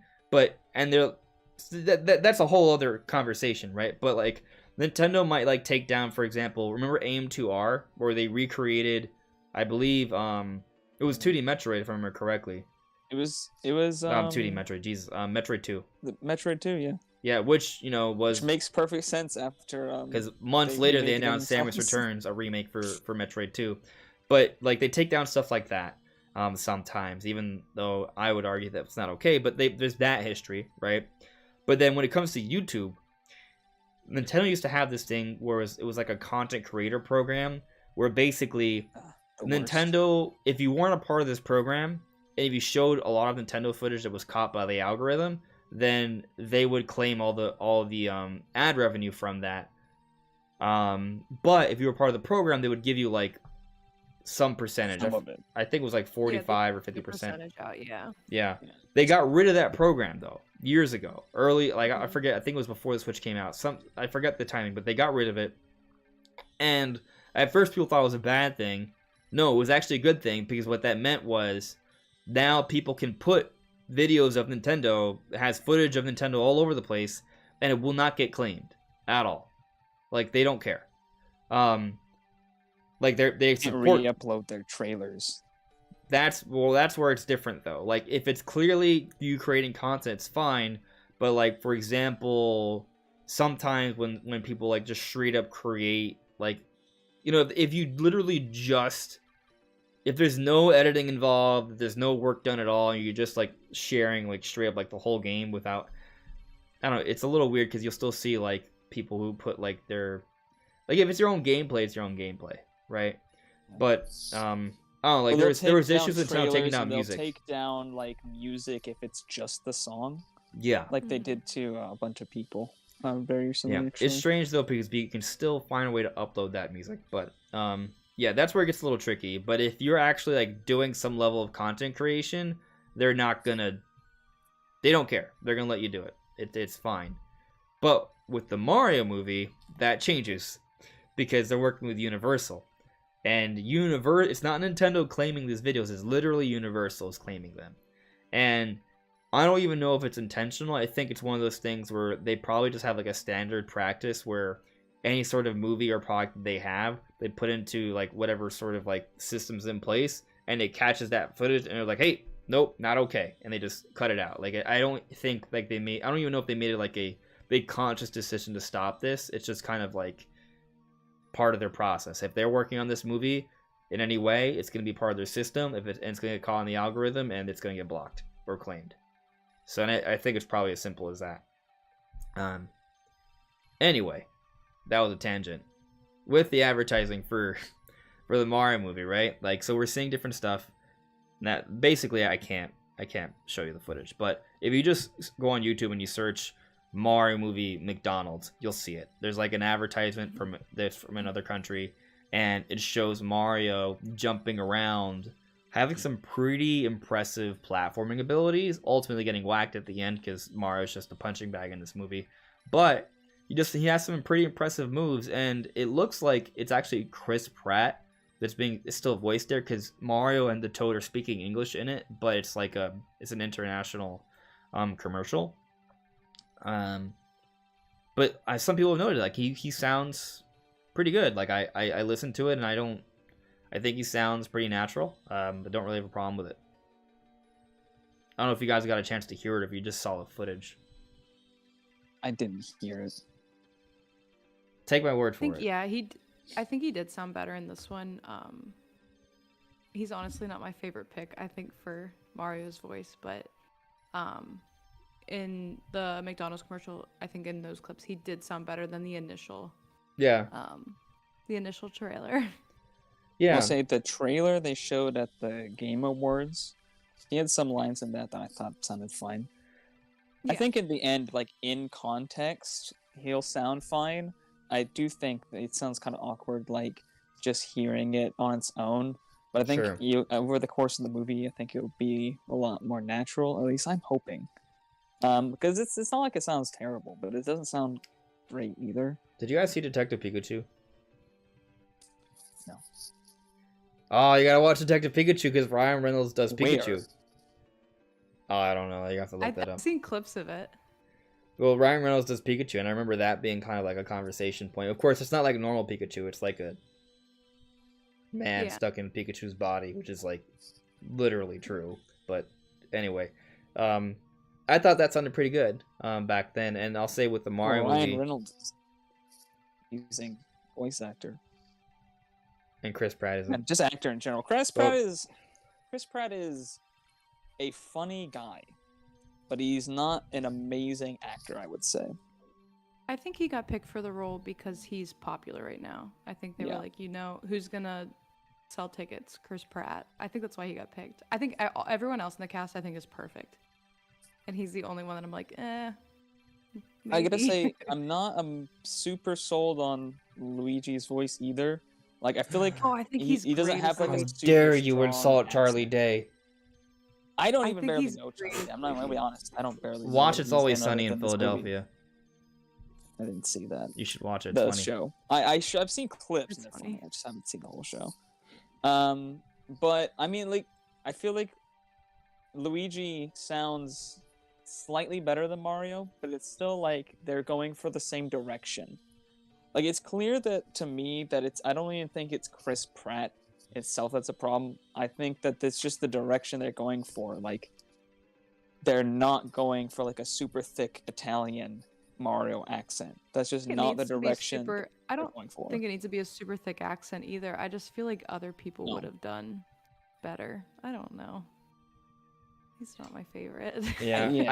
I have a lot of opinions. I clearly have strong opinions about things. that's We okay. haven't, I also think we haven't seen enough of Luigi talking either. It's just like been very select moments. Yeah, I'm waiting for Like, Luigi I to don't get know. his time to shine because like the first trailer kind of I like love focused on Luigi. Bowser. Like, people complain that it sounds like Chris Pratt's speaking voice, and I don't think, like, if you take that as the complaint, then I feel like you can say this pretty much the same thing for Luigi. Like, it doesn't have Yeah. that strong an accent. He doesn't sound like he's putting in like a super Italian accent or anything like that. He's doing the same kind of direction that Chris Pratt is. I just think he's Yeah. a better voice actor in general. I saw this thing that said that Chris Pratt as Mario sounds like Linda Belcher from Bob's Burgers. Oh, it's yeah. It's like uncanny. It's hilarious. Oh my gosh, that's funny. That's funny.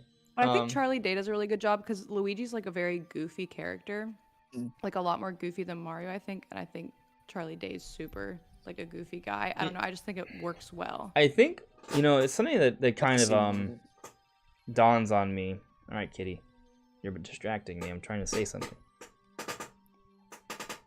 Okay. Anyway, what I was trying to say is that something that it kind of occurs to me is that all right, wait, okay, there you go.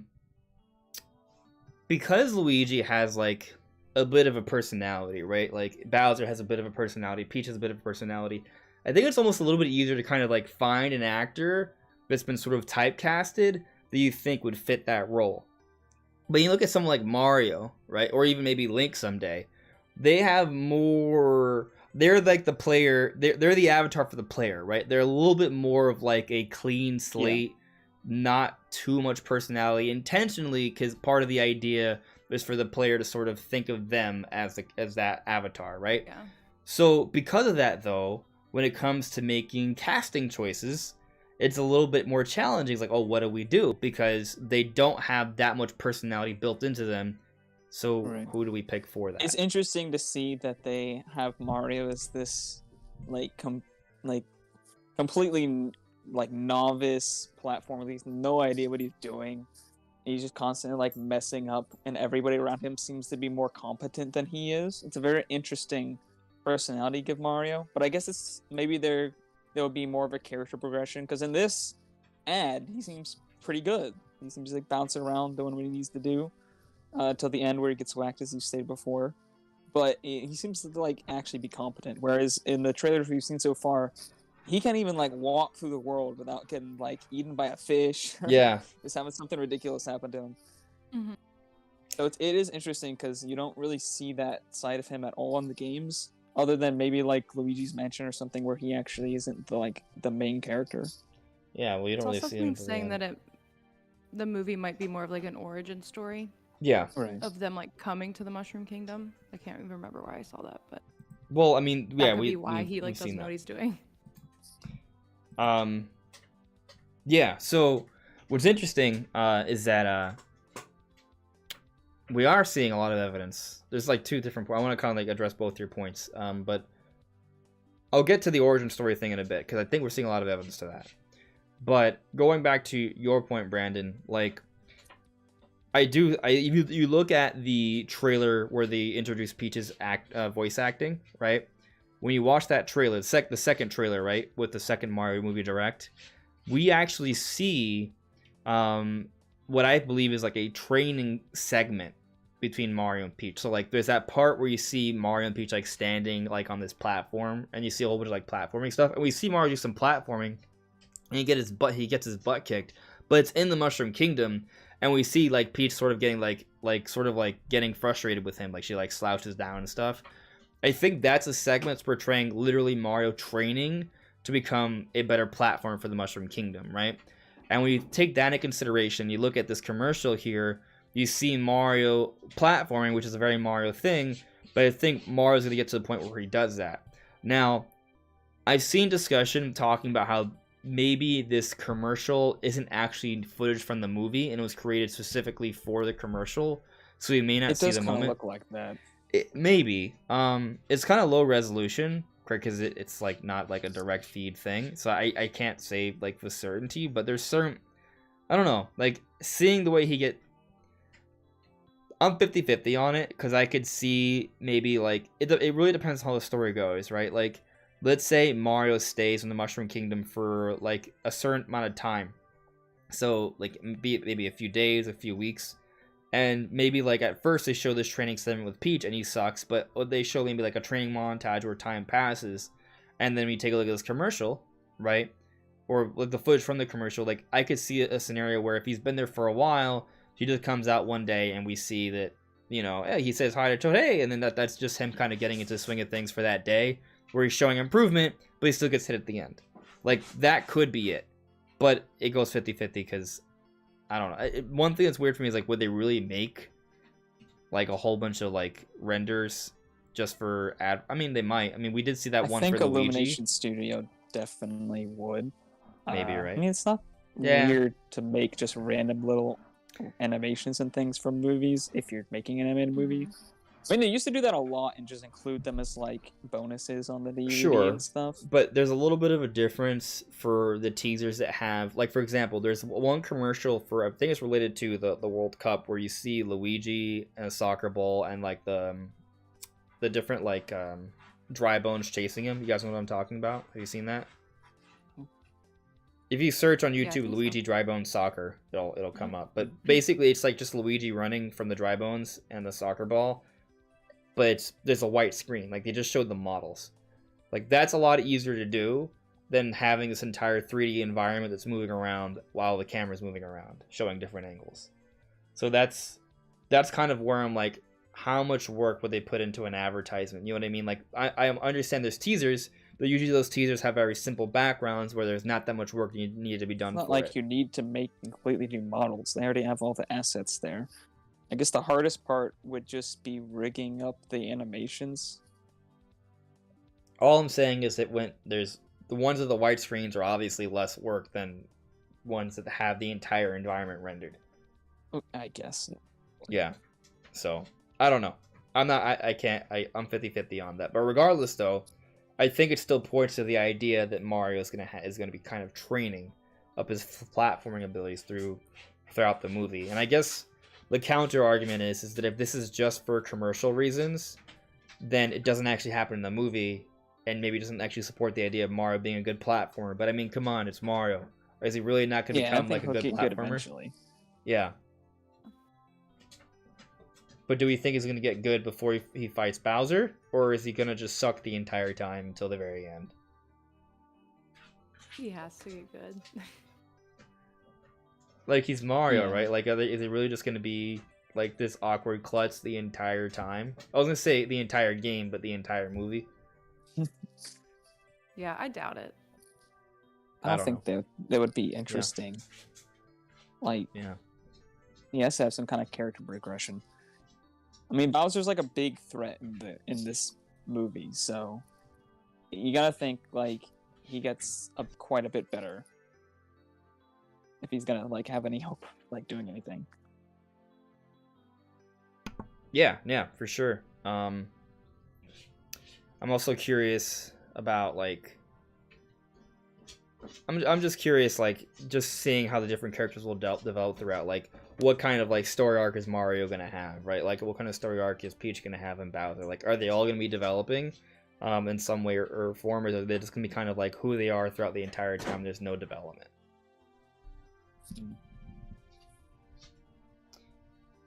Peach is already like a badass, right? Already, so Mm-hmm. like she knows what she's doing apparently. Yeah, I mean, I like that.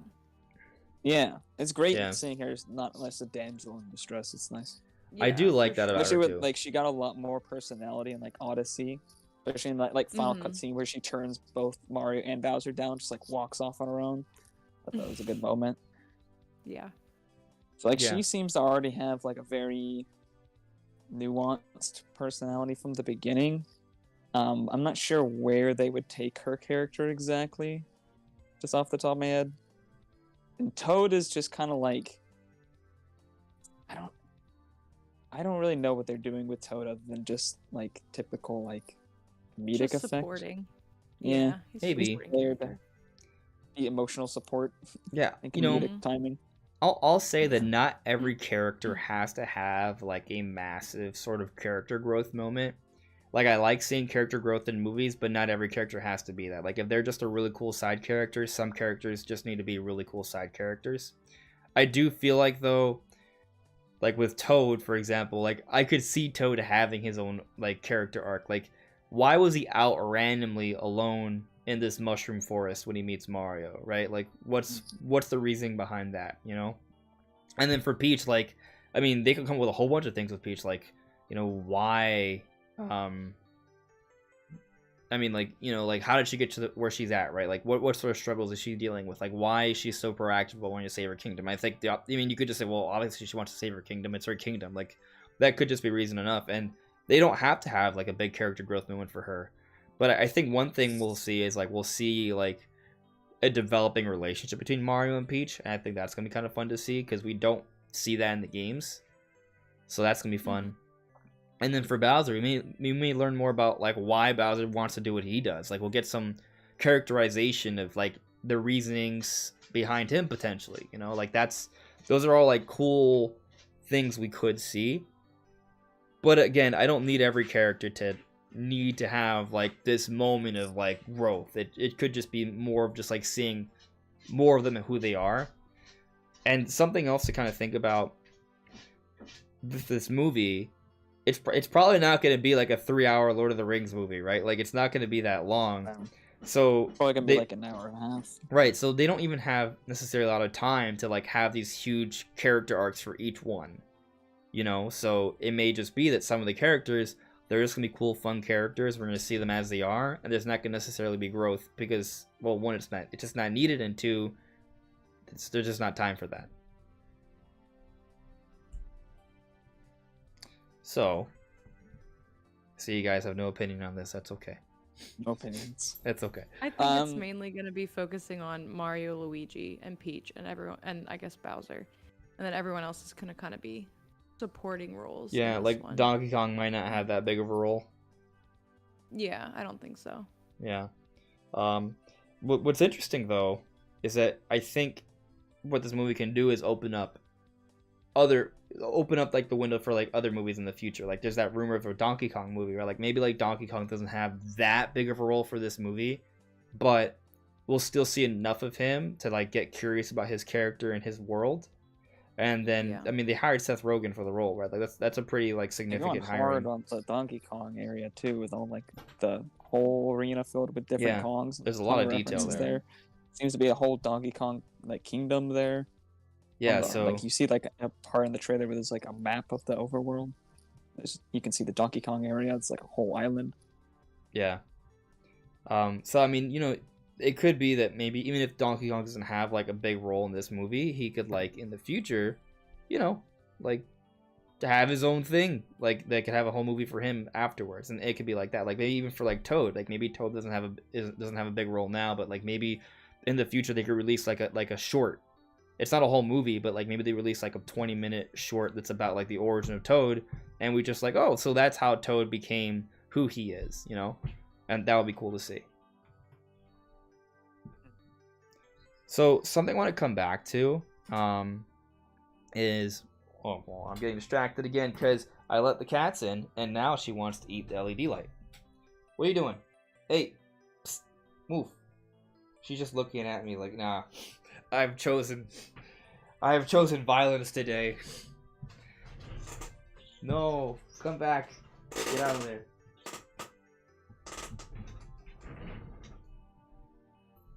Move. Out. Come on. Why I don't let the cat into my room. Out. Why I don't have cats. I never used to like cats, but my sister-in-law got this cat, and I just love him. Yeah. I apologize. Can you guys hear me? How dare you? That's okay. No, we can't hear you. Anyway, back on topic. So something else I wanted to address was just kind of like how this could be an origin story, right? Like what you brought up earlier, Sarah. And so we saw with the toys that actually there's like the van for Mario and Luigi, like their plumbing job, and there's a license plate that literally says New York on it. It's a New York style plate that has New York on it. So that is like, I feel like pretty clear evidence that Mario and Luigi are from New York. Right. Yeah. That's pretty obvious. Yeah. So and we had Italian a whole. There was a street sign you can see, and I forget if it was one of the leaked promotional artworks, or if they actually showed that one off. But you can see there's like a street sign that says Brooklyn. Yes. There's like other clear signs as well we've seen. But the funny thing about that is that like if you're in Brooklyn, that's the borough, right? That's not the street. So you could argue like, strange. There could be a Brooklyn street in maybe New Donk City. And that's what some people were arguing, that like this could still be New Donk City and not New York. But with the license plate thing, I think it's, I mean, regardless, it's obviously inspired off New York. Exist in this universe with the Donkey Kong island like right there. It's weird to me. That is an interesting point. Because like it's Mario and Donkey Kong don't seem to have this like relationship like they do in the games. Like we've seen Pauline in some promotional stuff, but she doesn't seem tied to Donkey Kong in any way in this. So I don't know if this is like before that canonically, or if that just doesn't happen in this canon. I wonder if they can make a reference to like there was like maybe Mario, I don't know.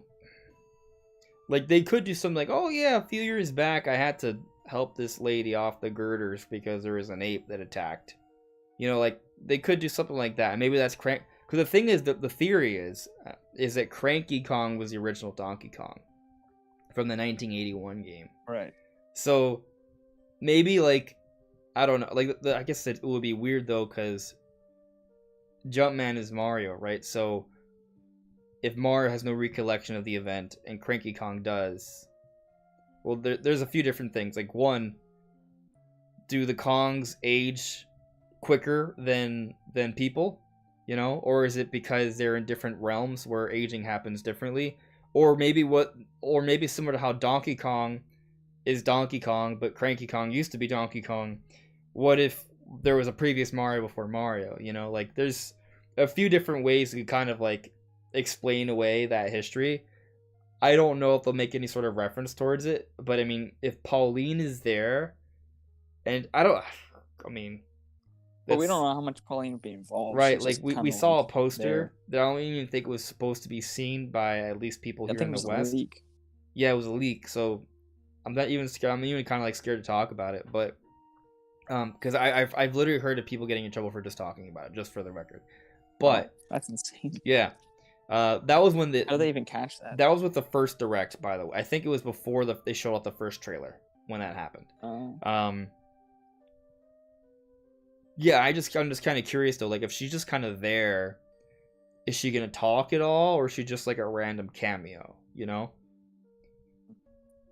I feel like most likely she's a cameo, but I also could see a scenario where maybe like, Anya Jeweler, like the voice actress, I forgot her name, like Taylor Joy, something like that. Anya Taylor Yeah. Joy. Maybe she could have played multiple characters. Like maybe she could also voice Pauline, because Pauline, Peach, Daisy, they all kind of fit a similar sort of like stereotype. Like conceivably, like if she has any roles, that could be her. Thank you for the corrections, friends in the chat. Yeah. So I don't know. I'm not sure. I'm gonna assume she's just a cameo for now though, and won't talk at all, and it won't be important in any way. We don't even know how long they'll be in like New York as plumbers. Like, is that gonna be like a 5-minute little section? It's gonna be like 10. Like, how long are they gonna be like before they actually like get separated? Mario goes to the Mushroom Kingdom, and Luigi gets captured by Bowser. I'm glad you brought that up, because we've seen a few different interactions. Like, so we see Mario and Luigi going. I think it's like they're on like some sort of street, seemingly like going to the door of some place. I guess the job they're gonna work at. We've seen the shot of them in front of the van. Well, that could just be promotional material. Maybe that we don't even see that in the movie. It's possible. I feel like we'll see it, but and then there's this part where Mario's looking at a faucet, where we see that. Oh yeah. And there's this other scene that hasn't been localized, but there's like a commercial in some countries where we see like this big area with a whole bunch of different like pipes, and I think the implication is that Mario and Luigi fall into one of those pipes, and that takes them into the Mushroom Kingdom. And so there's a few different like scenes there, right? Like, so I mean, I don't know, like it could be. I mean, you could still do that in all like 5 to 10 minutes. I think it would be weird if we spend 20 minutes in New York before being in the Mushroom Kingdom. Like, I think the introduction has to happen sooner than that. If like it's only 90 minutes. I agree. What? Yeah. Yeah. No, I agree. I think it would be pretty much off the bat. Yeah. So, anyways, yeah, like I think from what we've seen from this McDonald's stuff, we've seen pretty much confirmation that they're from New York. We're seeing evidence that like there's going to be like a training arc for Mario to kind of master platforming. That's kind of pretty much it from what we've seen so far from the McDonald's stuff. Is there anything else you want to bring up in relation to this? I think so. No? Okay. I think we're done with that. I'll check in with the chat here, and then we'll get to our final topic. Let's see here. Javier Vasquez. Didn't the instruction manual of the original Mario Bros. Game on the NES say Mario and Luigi were fixing someone's pipes, which led them to the Mushroom Kingdom? I don't know about that, but I feel like that's totally possible. Like, and that would fit, the scenes that we have seen. I think that would work. It doesn't have to be anything complicated. It could be just like, hey, they just fell into a pipe and there you are. Ideas for things from like older material, like Donkey Kong's design in general. It looks very much like I've seen some promotional artwork for like Donkey Kong, and even past like the original game, before Country. Like a lot of his designs and artwork look extremely similar to his new design.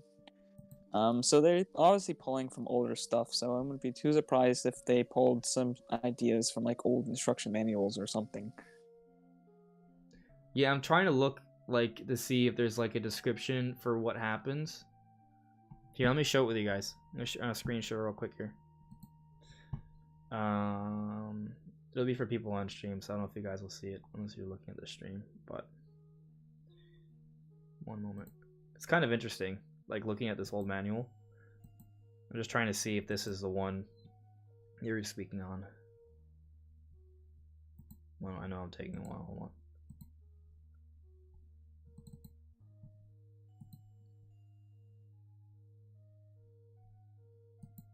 There we go. Okay, so it's kind of a cool manual. So this is for the original Mario Bros.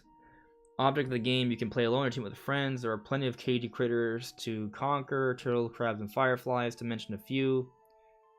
Precautions: this is a high precision game, should not be stored in places that are very hot or cold. Never hit it or drop it. Do not take it apart. I don't understand why they say this is a high precision game and then you have to store it. Like, I don't see how those two things are related, but okay. Avoid. Okay, yeah, all right. This is from 1986, so that's fine. This is the original Mario Bros. Where I think they were actually playing with the pipes. Yeah. Okay, how to play, characters. How do you play? It's telling you how to play, which makes sense. I'm just wondering if there's like I don't see any sort of story here. I don't think there's any explanation of story unless I skipped it. Extra points after each round. Nope. It's cool to see this. How do you play? The game involves punching the bad guys that fly out of the pipe and then kicking them. When the bad guys are punched, they fall over backwards and remain stunned for a certain period of time. After that, however, they get up and renew their attack even faster because they are mad at you. Cute.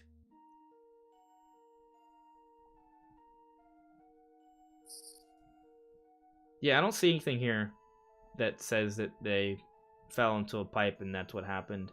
But I guess with the original Mario Bros, they're not even necessarily in the Mushroom Kingdom yet. It's just kind of like fighting enemies through pipes. So I'm not sure what you can make of that, but it's cool. Maybe it's for the manual for the next one. I'm not certain. Did you guys see anything on that? No. I was skimming through it. Amelia Martinez says, check the other game manuals. No, I don't think we have time to check all the game No, I mean, it was cool looking at the manual, Maybe Javier. you guys in the chat can go search the game manuals and then tell us.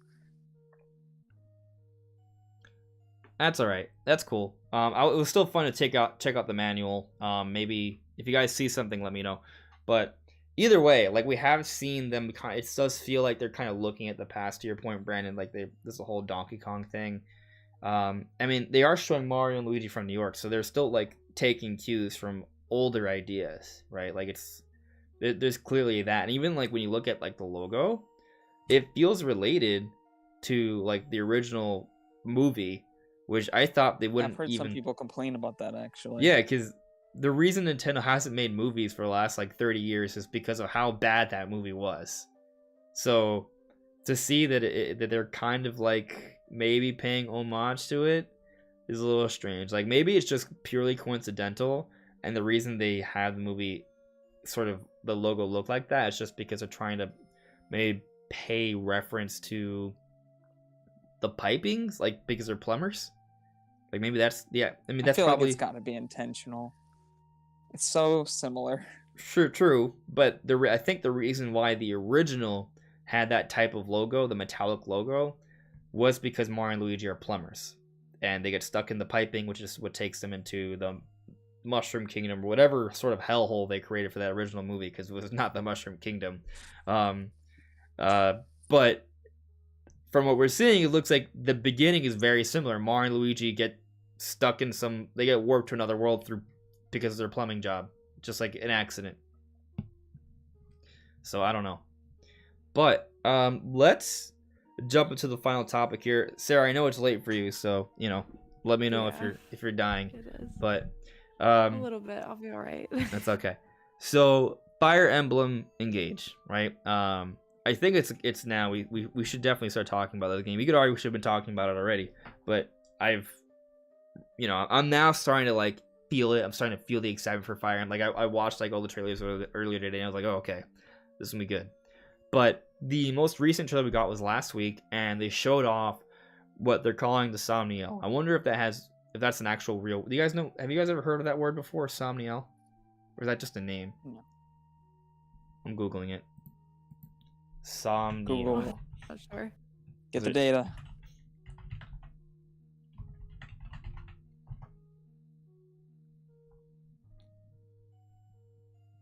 Okay, so according to Wiktionary. Wiktionary? Okay, no, according to Merriam-Webster, of or relating to sleep or dreams. That's what somnial means. So, okay, that's cool. Because when we see the somnial Wait, like trailer, Insomniac. it's like this island in the sky. So, like, how do you even get there? I don't know. Fire Emblem has a whole bunch of magic in it, so that's okay. But basically, I guess the idea is it's an escape, right? It's where you go to, like, regroup and all these things. It's kind of like, I guess, it's going to be the equivalent to what the Monastery was in Three Houses, where it's a little bit of a hub area where you can kind of explore around this sort of, like, cool, like, structure, and you have your different, like, you know, allies there you can communicate with, and there's a whole bunch of mini games and things you can do as well.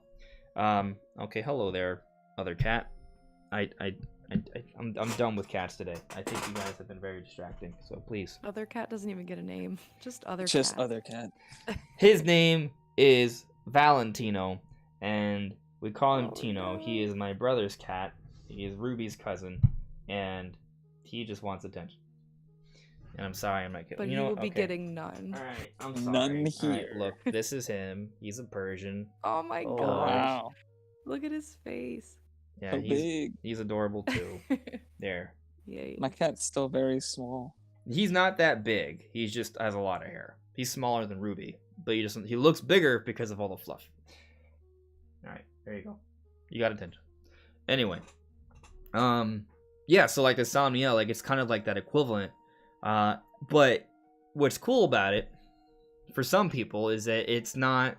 Well, there's a lot of similarities. There's also differences. Like there's not like there's not like this calendar where we're like, oh, we gotta take our kids to class. We have to teach them these different things. But there, you can still eat with your allies. You can still communicate with them, give them gifts, go fishing. You can actually work out to like train your stats and buff them up. You can do like battle practice. Like there's still a lot of things you can do outside of like just traditional moving through the story and combat. And I think it's pretty good. It seems a little bit more streamlined than the Monastery. And Brian, I know you and I have talked about this. I think for you, The Monastery. yeah, so much. exactly. Go on. Oh, I despise the Monastery. The Monastery is the reason I've never beaten this game, because it's the worst thing ever for my OCD, because I feel like I have to do everything in it, and it kind of suggests in a way, and it's done in a way to where it feels like it really wants you to do it, right? It feels like it's important and you should do it, and if you're not doing it, you're missing out. And so I'm just like, I gotta do all this tedious crap, and it constantly is throwing you back in there. This new one seems like somewhere you go to on purpose. The Monastery, you just kept getting forced back there naturally through the story, so you kept having to be there over and over and over again. And I never found a single thing that you ever had to do there was interesting. It was way too big. It was ugly. Like, I didn't really like how Fire Emblem Three Houses looked for the most part. I think the art style was too ambitious for the tech that they had. It ended up just being a lot of like really bad texturing and horrible lighting and just awful assets. Whereas this looks like it's not like technically like way better, but the style is way simpler. So you don't notice all the visual imperfections as much. It looks like it's much smaller, more condensed. And the things that you do look a lot more interesting. Like the mini games actually look like they're kind of fun, whereas everything you could ever do in Three Houses Monastery was the most boring crap imaginable. So it looks a lot better, I'm hoping, than the Monastery, because I absolutely hate the Monastery and everything ever have to do there. I wish, it made me quit that game. I liked the Monastery. You have your opinions, and that is fine, but I hate it. But I still passion. understand what you mean, though, right? Like, there are multiple playthroughs you can do for Fire Emblem Three Houses, but I didn't feel encouraged to try another route, in part because I did the Monastery experience. I didn't feel like training up my students again. Now, a lot of that stuff is optional, to be fair. Like, you can skip a lot of the Monastery stuff. You don't have to do it. But there are advantages to doing it, and it does enrich your experience from a story perspective, I would say. But, you know, I get where you're coming from. I just don't think it makes the game unplayable. It made it unplayable for you, but you know, I am happy. Made me want to beat my head into a wall. My point is, I am kind of I was happy having that fun. they're streamlining the experience a little bit, kind of going a little bit back to the roots for Fire Emblem, or previous Fire Emblem games, I should say. And I mean, I like it. I think it looks really good. Yeah, Sarah, I haven't played a Fire Emblem game at all. No. You haven't gotten into Fire Emblem. played I'm not really that an many. opinion. I'm I've not really played... a tactical RPG kind of gal. They're not my favorite. Yeah. I feel like it's repetitive. Like, I don't know. I just get kind of bored. I get that feeling. Like, I feel like Fire Emblem is sometimes like way too long for the gameplay it offers. Because the gameplay for Fire Emblem is fun, but eventually it just feels like you're doing the same thing over and over again. Yeah. And it's like it's not the core gameplay. Just can't really evolve because it's the basic aspects of it are so simple. There's not really stuff to build on constantly. That's how So I feel it's not that. the same type of gameplay, but that's how I felt with Age of Calamity. I'd never finished the game because it was just so repetitive. Like, I don't know. Fire Emblem, that's why I quit it, because like not only were the battles, because I find Fire Emblem battles to be fun, but not like the best combat ever. But mixing that in with like I literally played like 25 hours of the game, and 20 hours of that was spent like running around doing nonsense in the monastery. It felt like. Yeah. That did not help. Like the game needs to be streamlined. You need to be getting constant story to break up the gameplay, because that's like one of the biggest driving factors for me. So I'll just say that you can argue that a lot of the monastery elements, when you're talking to those different characters, that is a form of the story. It's just not like the main story, right? But you're like learning more about each character. Long and tedious and boring. There's a lot of shit talking for See, Fire if it Emblem was in like this discussion. Xenoblade, where the quests and not about different it. things actually had like interesting story, and the characters are actually like interesting, and it didn't take 20 minutes to come up with one good conversation that you get out of it. It's like it's not enough. It's like too much stuff to do. So that's why I'm hoping that this one looks like way more streamlined. There's just like a few mini games you go and do, and that's fine. There's like, some there cool was just, ones, like, yeah. Fetch quests. There's one where you like literally Crazy fly stuff. around on a wyvern and like you like shoot. It's almost like Star Foxy, which is pretty cool. Like there's like mini games. There's like the workout one that also looks like a little bit like of a mini like sort of like musical game where you have to like hit the directions at the right time. Like a rhythm game. A rhythm game. Thank you. All the mid games. Yeah. Thank you. Yeah. Yeah, I'm excited about it because it does seem more streamlined. I didn't hate the monastery. I thought it was cool, but I also, I'm all about the streamlining. And I mean, everything I'm seeing about Engage, like what I really like is I feel like the art style is a little bit more vibrant, right? Like something about like Three Houses is that you see the characters are all cel shaded, but the environments are trying to be a little bit more realistic. And then Engage, the characters are still cel shaded, but the environments are also more matching to that. And it just kind of, I think it flows a little bit better that way. And it also seems like it's a little bit more, like the effects are a little bit more pronounced too. Like there's some bigger stuff that I think is happening in Engage in terms of like the attacks and stuff. The cutscenes look really, really good. Like the cutscenes look good in Three Houses, obviously, but like they really impressed me with the trailers. Like I wasn't even. It almost was like looked like they weren't gonna be in the game. Like they were like CGI or like the 3DS games. You used to have these like really big reveal trailers with these huge CGI cutscenes. Which honestly, like these new cutscenes are pretty much on par with those. Yeah. And those were like CGI back in the day. So I wasn't even sure if they were real. Like the cutscenes look so good. Oh well, okay. Well, some of the cutscenes are cutscenes, but you mean like the the battle cutscenes, sequences? but I didn't think they were gonna be in the game. Like I didn't think there was ever gonna be a time where the game looked like that. Like you're talking about like when they do their games. attacks, right? Like they power up in their attacks, and it's like it looks like something that's like talking pretty about major. Cutscenes, Andres. I'm talking about cutscenes. Right, but the cutscenes aren't confusing. gameplay; they're cutscenes. Yes. I'm confused. In the 3DS, right, there were huge CGI trailers. Absolutely. That looked nothing like the game or any of the cutscenes in the game. We're on the same page there. Yes. Okay. In Engage, they have cutscenes that look pretty much on par with those, but they're in the game. It's not just fake CGI only for the trailer. Does that make sense to you? You mean, oh, so you mean the cutscenes that they had for the 3DS and DS, well, the 3DS games weren't actually inside the game. You had to see them outside the game. I'm saying the They weren't reveal the same trailers. quality. They weren't the same Andres, quality. this is really simple. I have no idea why you're so confused. I don't The know. reveal trailers used CGI. They were fake. You never saw this in the game. You never saw any of the trailers. They were fake. They were just promotional material, CGI made for the trailer that had nothing to do with the Sure. actual game. This is not that. These are Okay. real cutscenes. So I think part of it, and they look good. this is where the disconnect is. I didn't play the 3DS games. I never got around to it.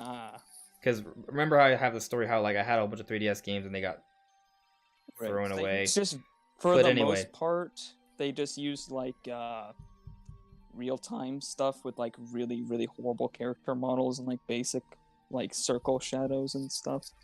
I mean, it like looks horrible.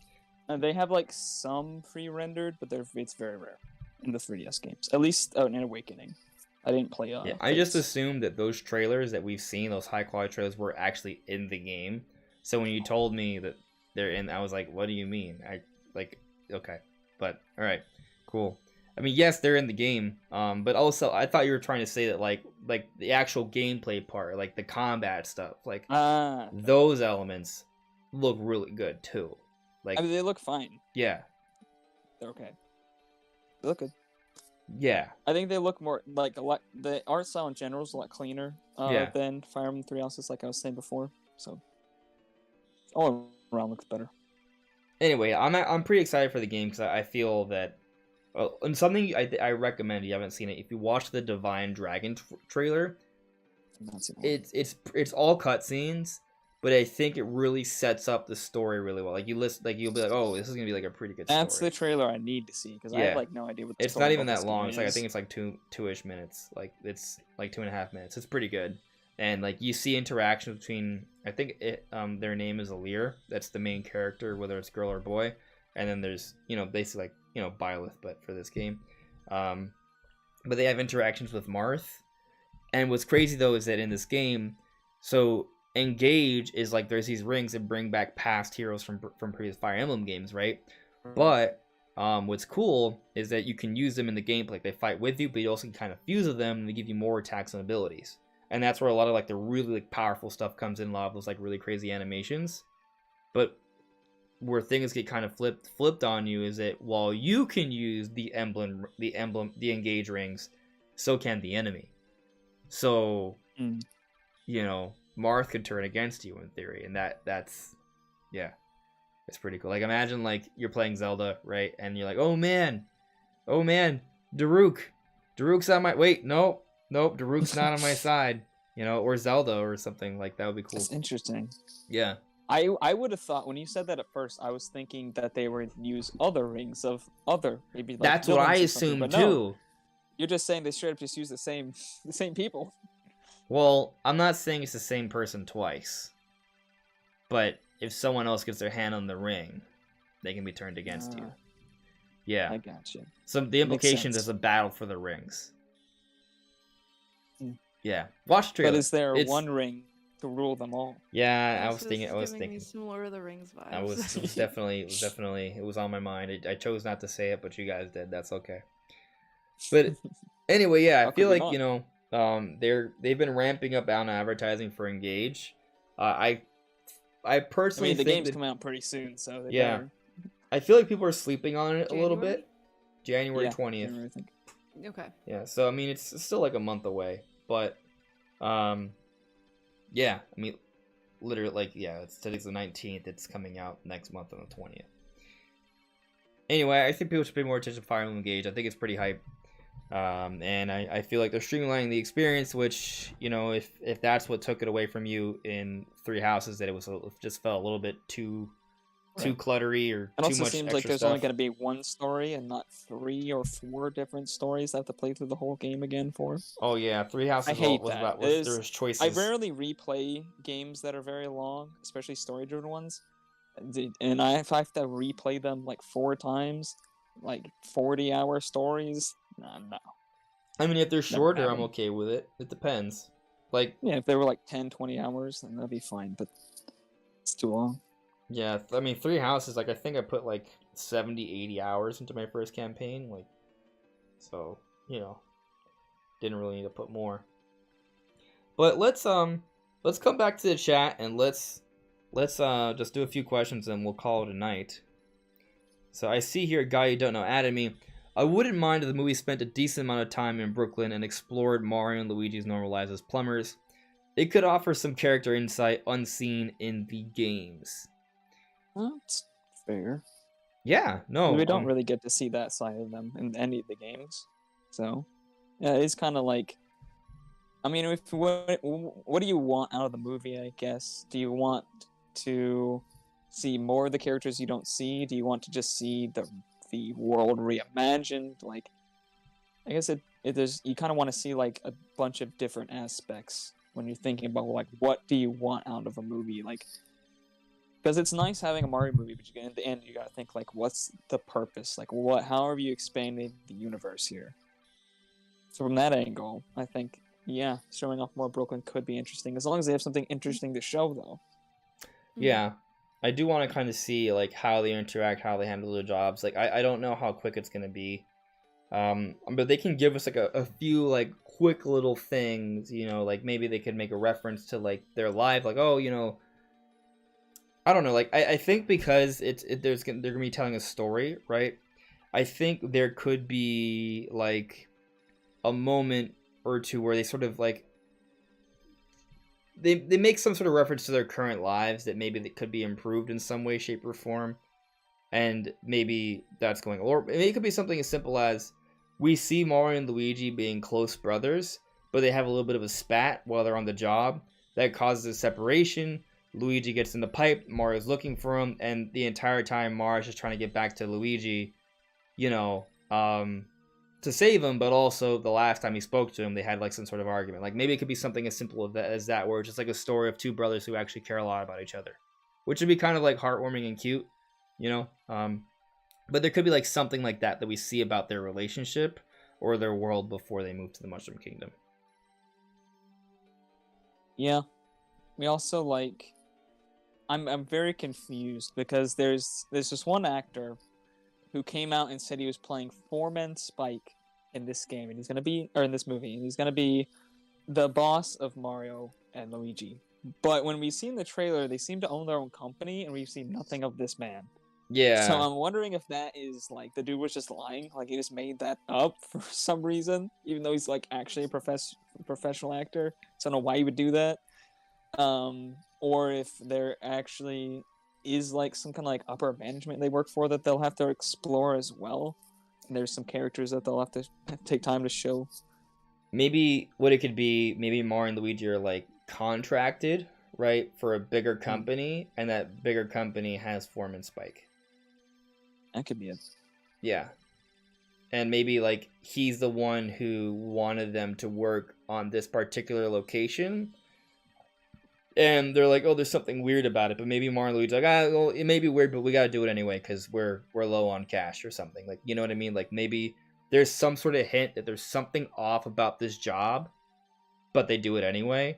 And then that's what leads to them, you know, getting portaled over. Right. It is weird. We haven't seen really any evidence of Foreman Spike, though. So, yeah. There's still a lot they can show off about the movie. So, you know. I mean, Pauline's apparently in there, and we haven't seen her, so... Yeah, there's a lot. There's still a lot there. Primify. There's a rumor that James Corden will be voicing Wario. No. Please no. I don't even know if Wario's gonna be in the movie. Yeah, I was say I haven't seen anything about him being in the movie at all. Yeah, It's nice though. Wario and Waluigi just don't get enough love anymore. Yeah. Other than, like, sports games, and I don't understand why. Especially Waluigi, like, not even making it into Smash, not getting his own game. Poor guy. Probably not going to be in this movie. I like Joycey J's idea. She well, apparently it's a thought. She said, I thought it was Morgan Freeman. Morgan Freeman for Wario. There you go. Yeah, that'll do it. Choice. He's too stoic. Yeah, way too stoic. Yeah, Wario's very stoic. That was a joke. Now I'm trying to think who would be a good Wario. I don't know. Morgan Freeman. You know who? Danny You got me, DeVito. yeah. Oh yeah. No, you're Danny right. DeVito That would would be be really perfect. good. I love Danny DeVito. Yeah. And it was kind of interesting is that Danny DeVito and Charlie Day have worked together and It's Always Sunny. Like, Yeah. to see Luigi and Wario work together, who should also have some level of a relationship, maybe. That would be kind of fun. No idea who would play Waluigi, but Waluigi's like not as I important. feel like Jim Carrey would be hilarious, but it's like too small of a role for him.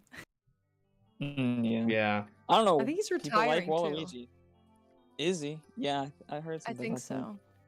I think the Sonic movie was his last movie, which is weird. He's getting old, so he's got way more money than he Yeah. ever needs. Probably. Doesn't need to do anything. I mean, if I was him, I'd just take roles that I wanted instead of retiring. But I'm not him, so. Waluigi, though, is a big character among the Nintendo community. Like, obviously, there's a huge amount of people who want him in Smash. He's a more popular character than people think. Along with Daisy, like For people sure. were really Actually, mad when the Daisy movie. I wasn't don't think in he it. would have a huge role in the movie. No, probably. I don't even think he'd be in the movie. I don't think I he just would hope either. that one day he gets incorporated in to the universe. Yeah. Yeah. By the way, I googled. Maybe in a second movie, Wario and Waluigi could be the villains. That'd be fun. Yeah. I did Google that'd be good. the voice actors, and I do see here that Foreman Spike is being played by Sebastian Maniscalco. I'm not even too familiar with the person. What is that?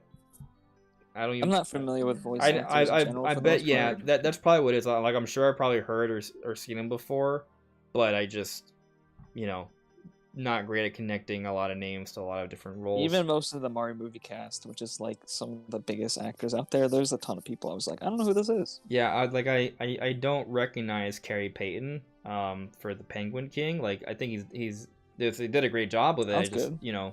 don't know what else he's done. I have seen Fran Armisen for Cranky Kong. Have not seen Kevin Michael Ridge. I don't know what else Kevin Michael Richardson has done for Kamek. I'm sure they've done stuff. It's just what do I personally know and remember, and I don't. Yeah. Yeah. So I mean, Foreman Spike. Yeah, he's probably gonna have a role in the movie, but I bet it's like a pretty minimal role. It's probably just gonna be Probably. maybe he's the person that is what leads to them going on the job. Like I think it might just be as simple as that. Yeah, there's more to it, sure, but we don't really know how much time they're gonna spend on them in actual New York. But yeah, I think let's see here. Is there anything else? Yeah. So last call for questions or ideas, guys. We're wrapping up the show. I do feel like we should talk about something Zelda for Sarah's sake because she's a huge Zelda fan. So again, guys, if you're Zelda fans, if you're Nintendo fans, please check out our social media. It is linked in the description below. But I don't know. I could bring up a Zelda topic, but I want to be careful because it could go for another 7 hours. I'll just ask a quick question. What's your favorite Zelda game? It's tricky. So I have to say Ocarina of Time, but Wind Waker, like a very close second. It's exactly the same for me. Yeah. I think those were like my first 2 Zelda games I played, and yeah, I think I replay Wind Waker the most though. I don't finish it. Like I'll replay like the first I don't know, 10 hours of it. How long is that game? Which one? I don't know. It's like 20 or 30 Wind Waker? hours. Yeah, I would so put it I'd on say the I'd play, 20-hour. First section. Yeah. Like I'll restart the game, I'll play the first section, then I won't pick it up for like 2 months, and then I'll love be like, just I'll running just start a around. new game, and then I just replay the beginning of the game over and over again. The beginning So good though. I love just running around, Yeah, it just like is. catching the pigs and stuff. Like as a kid, I would just replay the beginning over and over again. And just like a throw kid- the pigs over the cliffs. Yeah. Like I would always get lost in the Forbidden Fortress, like that sneak part, and I would always forget how to get through. So I would always just replay the beginning and just run Oh, around it's and catch just a the pigs circle. and do the weird Yeah. stuff. Yeah. Yeah, I realized Yeah. that as an adult, it's like stupidly simple, but as a kid, Yeah. my sense of direction was so bad, I just got lost all the time. No, Well, yeah, for sure. What I would do on Outset Island, I would just crawl on the entire island as a Link. I'm like, oh, okay. Is there a way I could crawl Run from away one from the side to the guy with other? the big booger hanging down. Oh my god. He was disgusting. I didn't want him to touch me. The snotty kid, yeah. Yeah, Yeah. and then he would just bop into you, which is kind of funny and cute. Mhm. Yeah. No, Wind Waker has tons and tons of personality. I feel like that's the most replayable Zelda when I think about it. Like, I don't know. I think because it doesn't have as many dungeons, even though in one angle you're like, oh man, if only the game had more dungeons, because I think they even The had like dungeons are all really good though. right, like the ones Yeah, that I are in like there are every great. single one of them. Yeah. But I've And then always the like Triforce shards. I know a lot of people complain about that because didn't for the GameCube version there were more shards to find than in Yes, the and Wii version. I or think the I so. Wii version? believe it was a lot more tedious, but I don't remember exactly why. yeah. I only did that particular the mission like speed once or charts. twice as a kid, and then I only went Yeah. back to the HD version as an adult. So I don't really I've remember never the played difference. HD version. It's a lot GameCube. more beautiful. So you just have your Like, I love GameCube how at the original ready to play it? HD version I'm is kind of great. jealous. Huh? You just have your GameCube at the ready to play it then. I have 2 GameCubes. Not to brag, but Dang. But I'm jealous. Ah, I need Wish. to get my hands on a functioning GameCube again. I miss it. I just Oh, need to man. go to like one of those stores that just sells like a bunch of retro stuff, because there's some stores around Mhm. here that actually have like good prices. I can probably just get stuff. Yeah. yeah, I'm for sure. I start actually my have to get a retro new collection. HD adapter for mine. So I've been playing my GameCube games on the Wii. If that makes you feel better. Slightly? Not really. No. Your misfortune does not make me happier. I Does got my not. Wii for like $30 on eBay like 2 years Okay. ago. What? And Really? I got Skyward Sword and Twilight Princess with it, and a Twilight Princess handbook. It was Heck yeah. the greatest deal of my life, honestly. That's crazy. I only Yeah. played Twilight Princess on the Wii. I actually would like to play. GameCube's way No, better. the I GameCube hated version them. is no. You don't play the Wii version. Why? Well, actually, With no. the I flipped did play map? Twilight With Princess the flipped HD. map? Are you crazy? Nah. GameCube I version hate all the the motion way. controls. I hate it. It makes it like I don't know. It's just annoying. But the Twilight Princess HD is like the GameCube version, though, right? Yes, Yeah. it's the original it? map design, I how didn't it know should be. Yeah. I So, believe you can choose to flip it if you want. yeah. I did not finish the I think you're right. HD version though. So there's that, unfortunately. But let's just check with the chat. I got a few different things here to address, and then we'll close things out. So, Taker610 provided another super chat. Thank you very much for the super chat, Taker. Taker says, February Direct starts with Wave 4 Mario Kart, then Metro Prime 4. Well, I'm assuming that's what you mean by MP4. Ambitious, to say the least. I disagree. If that happens, I will cry. Tears of joy. I'll be very happy to see Metro Prime 4, period. But I do not expect it to show up in a February Direct.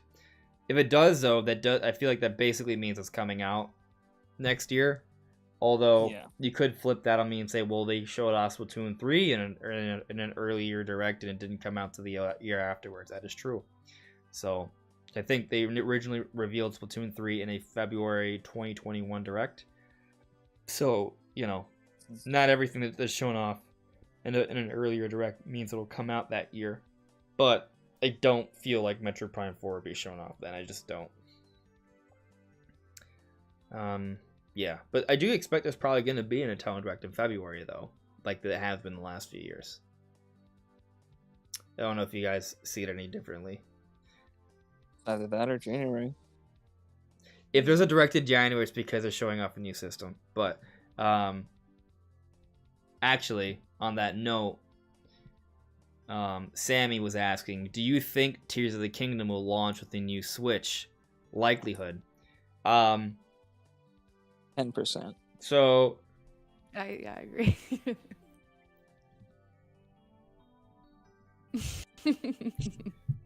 Oh, let him cook. Let him cook. Hold on. I feel bad that we've just been arguing with him, like just disagreeing with that's him this okay. whole time It's about okay. everything. Everyone has opinions. Nah, and that's the totally best fine. kind of podcast, the best discussions. So- Sorry, Andres. It's okay. It's okay.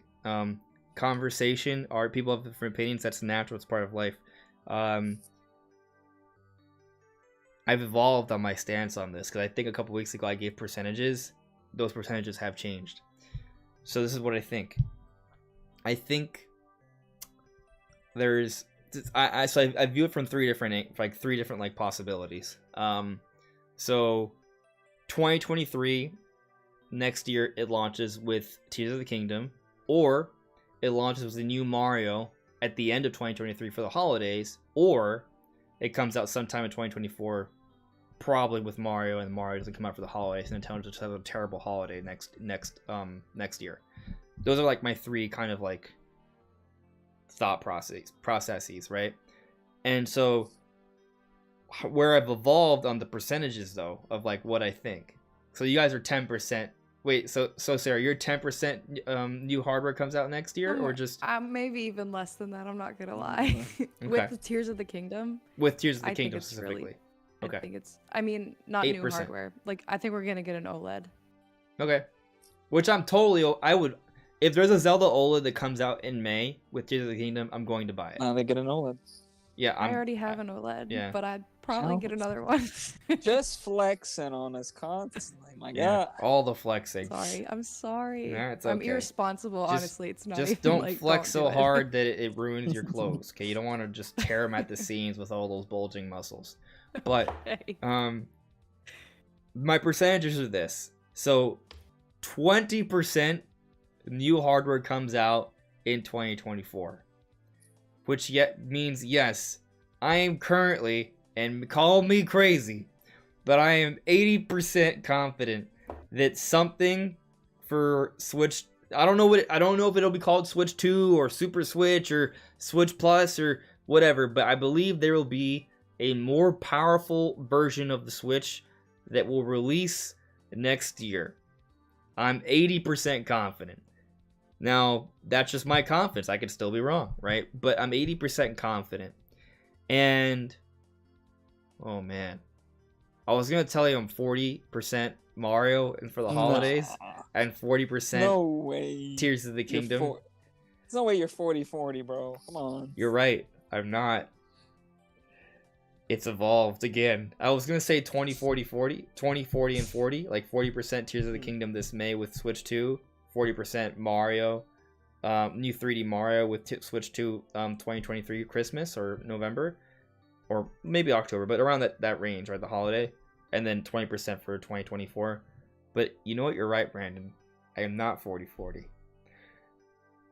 30% Mario comes out with the system in the holidays. On the opposite side. Meaning that I'm 50%.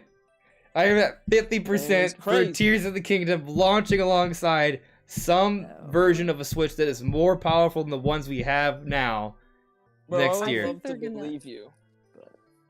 I think they're gonna get all of the themed OLEDs out of the way, because that's gonna make them the most amount of money. Because people like me are going to be like, well, I want a Zelda OLED also, so I'm gonna buy this. And then the new Switch is gonna come out and be like, well, now I need a new Switch. You know what I mean? I feel like, yeah, from a marketing standpoint, they're gonna get the OLEDs out of the way. Plus, the OLED's still like fairly new. Yes, but so. I mean, we don't have to make this a debate, but they've come out with some type of new hardware every 2 years. Yeah. So Switch 2017, Lite 2019, that they marked because there was also the battery revision that came out at the same time, but just changed the box really. Then 2021 was the OLED, right? So then 2023 would be like, okay, well, what's the next thing? The next thing could just be like maybe like an OLED Mini, like they just change the screen for the Switch Lite, which maybe that's what they do because like. And I do feel like that is also aging too, so I don't see. No, I'm not saying it's impossible, but I mean, I doubt that they would, because the Switch Lite's supposed to be like the value Switch, and then it's like you have a more expensive value Switch, which is kind of confusing. Also, like I feel like they, from what I've heard, like Samsung with those panels, it was like kind of a convenient situation where they had 7-inch OLED panels and they could buy from them. Whereas I don't know if they have already fabrication process for making panels that would fit the Switch Lite, so it might end up being more expensive for them to do that overall, which would raise the price too much for it to be a value console anymore. So I don't know if they would do that, but they could definitely do something that's not necessarily a next-gen system. I just think that in particular is not what they're going to do. By the way, I'm just trying to look up like all the different versions of OLED so far. I'm only seeing 4, which is a decent amount. You have the white OLED, you have the traditional black OLED that comes with the the blue and red Joy-Cons. Then you have the Splatoon OLED, and then you have the Pokemon OLED. You think we'll get another Zelda? I mean, I would buy it, but I don't know. I honestly think we will. I think even if there is a next-gen system, like in the holidays, there's still room for a Switch or a Breath of the Wild OLED in May. Because I don't think they're going to have announced the new console by then. I think they're going to wait till June or maybe even July or August. Yeah, So I can see that happening. I hope the theme, if they do a Zelda-themed OLED, I hope it looks better than the Pokemon and the Splatoon one. I wasn't like, they were alright, but they were like, they just looked busy. I don't know. It was like too much going on. Don't remember what they look like off the top of my head. I am busy. A lot of color on them. I don't know. They were okay. The Joy-Cons were cool. Oh, you're a Zelda fan. I know maybe, that you disagree. Maybe, well, no, I don't know if I mean, I really wanted the OLED. I really like the white. I mean, the white. Just I mean, like I said the OLED, but I meant the traditional white one. Yeah, Yeah, me too. That's what I have. Yeah, it looks good. And the thing is, you get an OLED and you get the black one. What are you doing? I think the white OLED is unofficially the Metroid themed Switch. It looks like the Emmy, his white and black. And that's what they revealed it with. But it's a blue one. That'd be cool.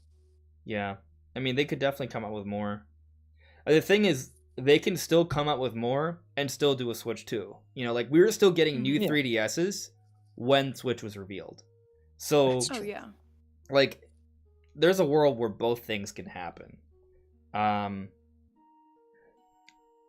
do agree. I don't know. Like, I guess on one hand, I want like a Zelda themed Switch, but on the other hand, I've also had my base Switch. All right, this is you still the weird... have the base Switch from right. 2017. So that's the what is weird wrong with you? part. Well, the thing is, I feel like that original Switch had some major design flaws, just like in general. Don't you make fun of my Switch. It's been doing its best all this time. I bought 2 launch Switches, and I don't own either of them anymore. I'm stuck with my buddy. It has a hole in it. My Switch has a literal hole in it. In the back. Put that thing to rest. Let it, like a chip on the top, sleep. yeah. It's been through some wars, man. It's been through some wars. Like retire. Yeah. Stop putting it to work. It's getting the job done. It's literally on right now. Like, it's just fine. My Switch has my Switch has lived a good long life, and it's still gonna keep on living until Switch 2 comes out May 12th. Or Switch or Zelda May OLED. 12. May 12. Doubt it. Yeah, I don't know. Maybe 50% is too high, but they would have announced something by now. I think because they would have holidays to announce it in January. Well, no, because I guess that would take away from holiday sales. Yeah. So well, put it this way: if we get to February and there's nothing's announced, then I'll be like, okay, it's not happening yet. Yeah. Yeah. So. But getting back to the chat, it's kind of that actually to explain my thinking, right? So typically we'll get a February direct, right? But if we get something sooner, say January, I think that would be because they want to reveal this new hardware. But also, like, I think you could also argue maybe they don't want to reveal it in January because that's immediately after Christmas. Maybe they want to wait till like February to kind of like... Yeah, but immediately after, that's when everybody has all their gift cards they just got. Christmas money, yeah. Yeah, I mean, Christmas you could money use it for pre-orders. Or people are exchanging things that they don't want. It's tough. I mean, they could even announce... So, like, the other thing is... They exchange that Switch OLED they just got for Christmas for a pre-order for the new one. They could do that.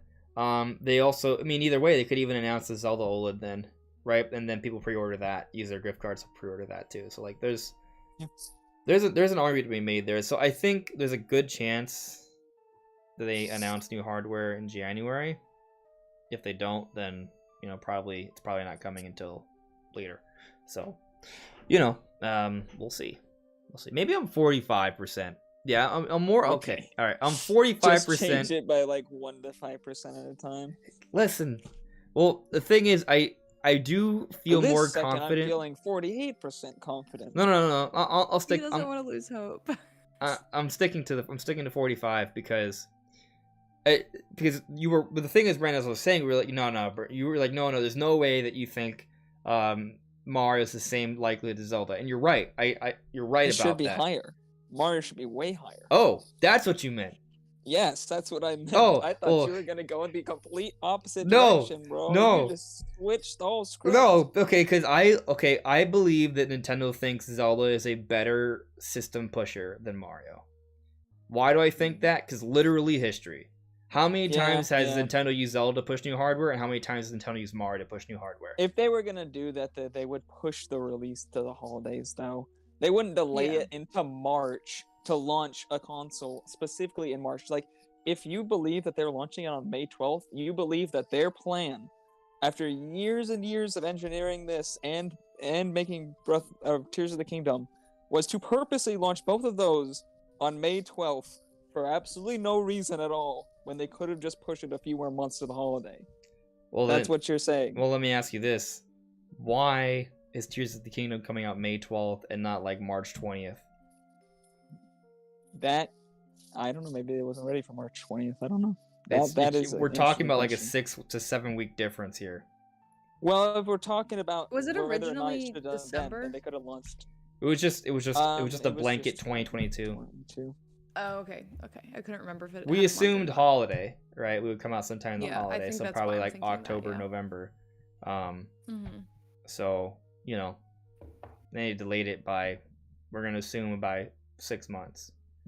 So yeah, I don't know. Only time will truly tell. But yes, the reason I'm 45 is because I think Zelda should be more likely than Mario, simply based off history. But history, I will give you. Yeah. But I think in these particular circumstances, Mario will be better. Why? I don't know why. Well, I mean, that's a good point. That's a good point because of the Mario movie. Like, lean into it. It's a good point though, because with the Mario movie, there should be like that extra level of excitement for the Mario game. That's a really good point. I'm back to 40-40. I don't know, man. This is okay. I really am not sure, but this I feel confident. I've been saying this. I don't think Nintendo's gonna go through both a 3D Zelda and a 3D Mario without releasing new hardware. I don't see that happening. So, yeah, it would be weird releasing new hardware with Mario. And that could be it. Makes sense. So we'll see. But let me continue on the chat here. Just there's a few questions I want to get to before I close things out. You guys started talking like the chat quieted down, and then you started talking a whole bunch again. So you just lost everything. All right.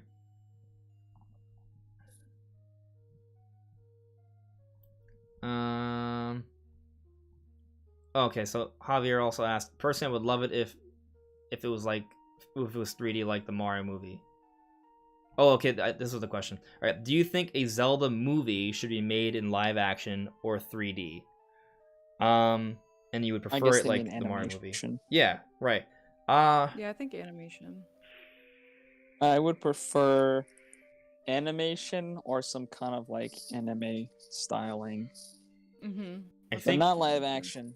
Like, there's very few like Nintendo franchises that I think would work well in live action, or at least work better than an animated version.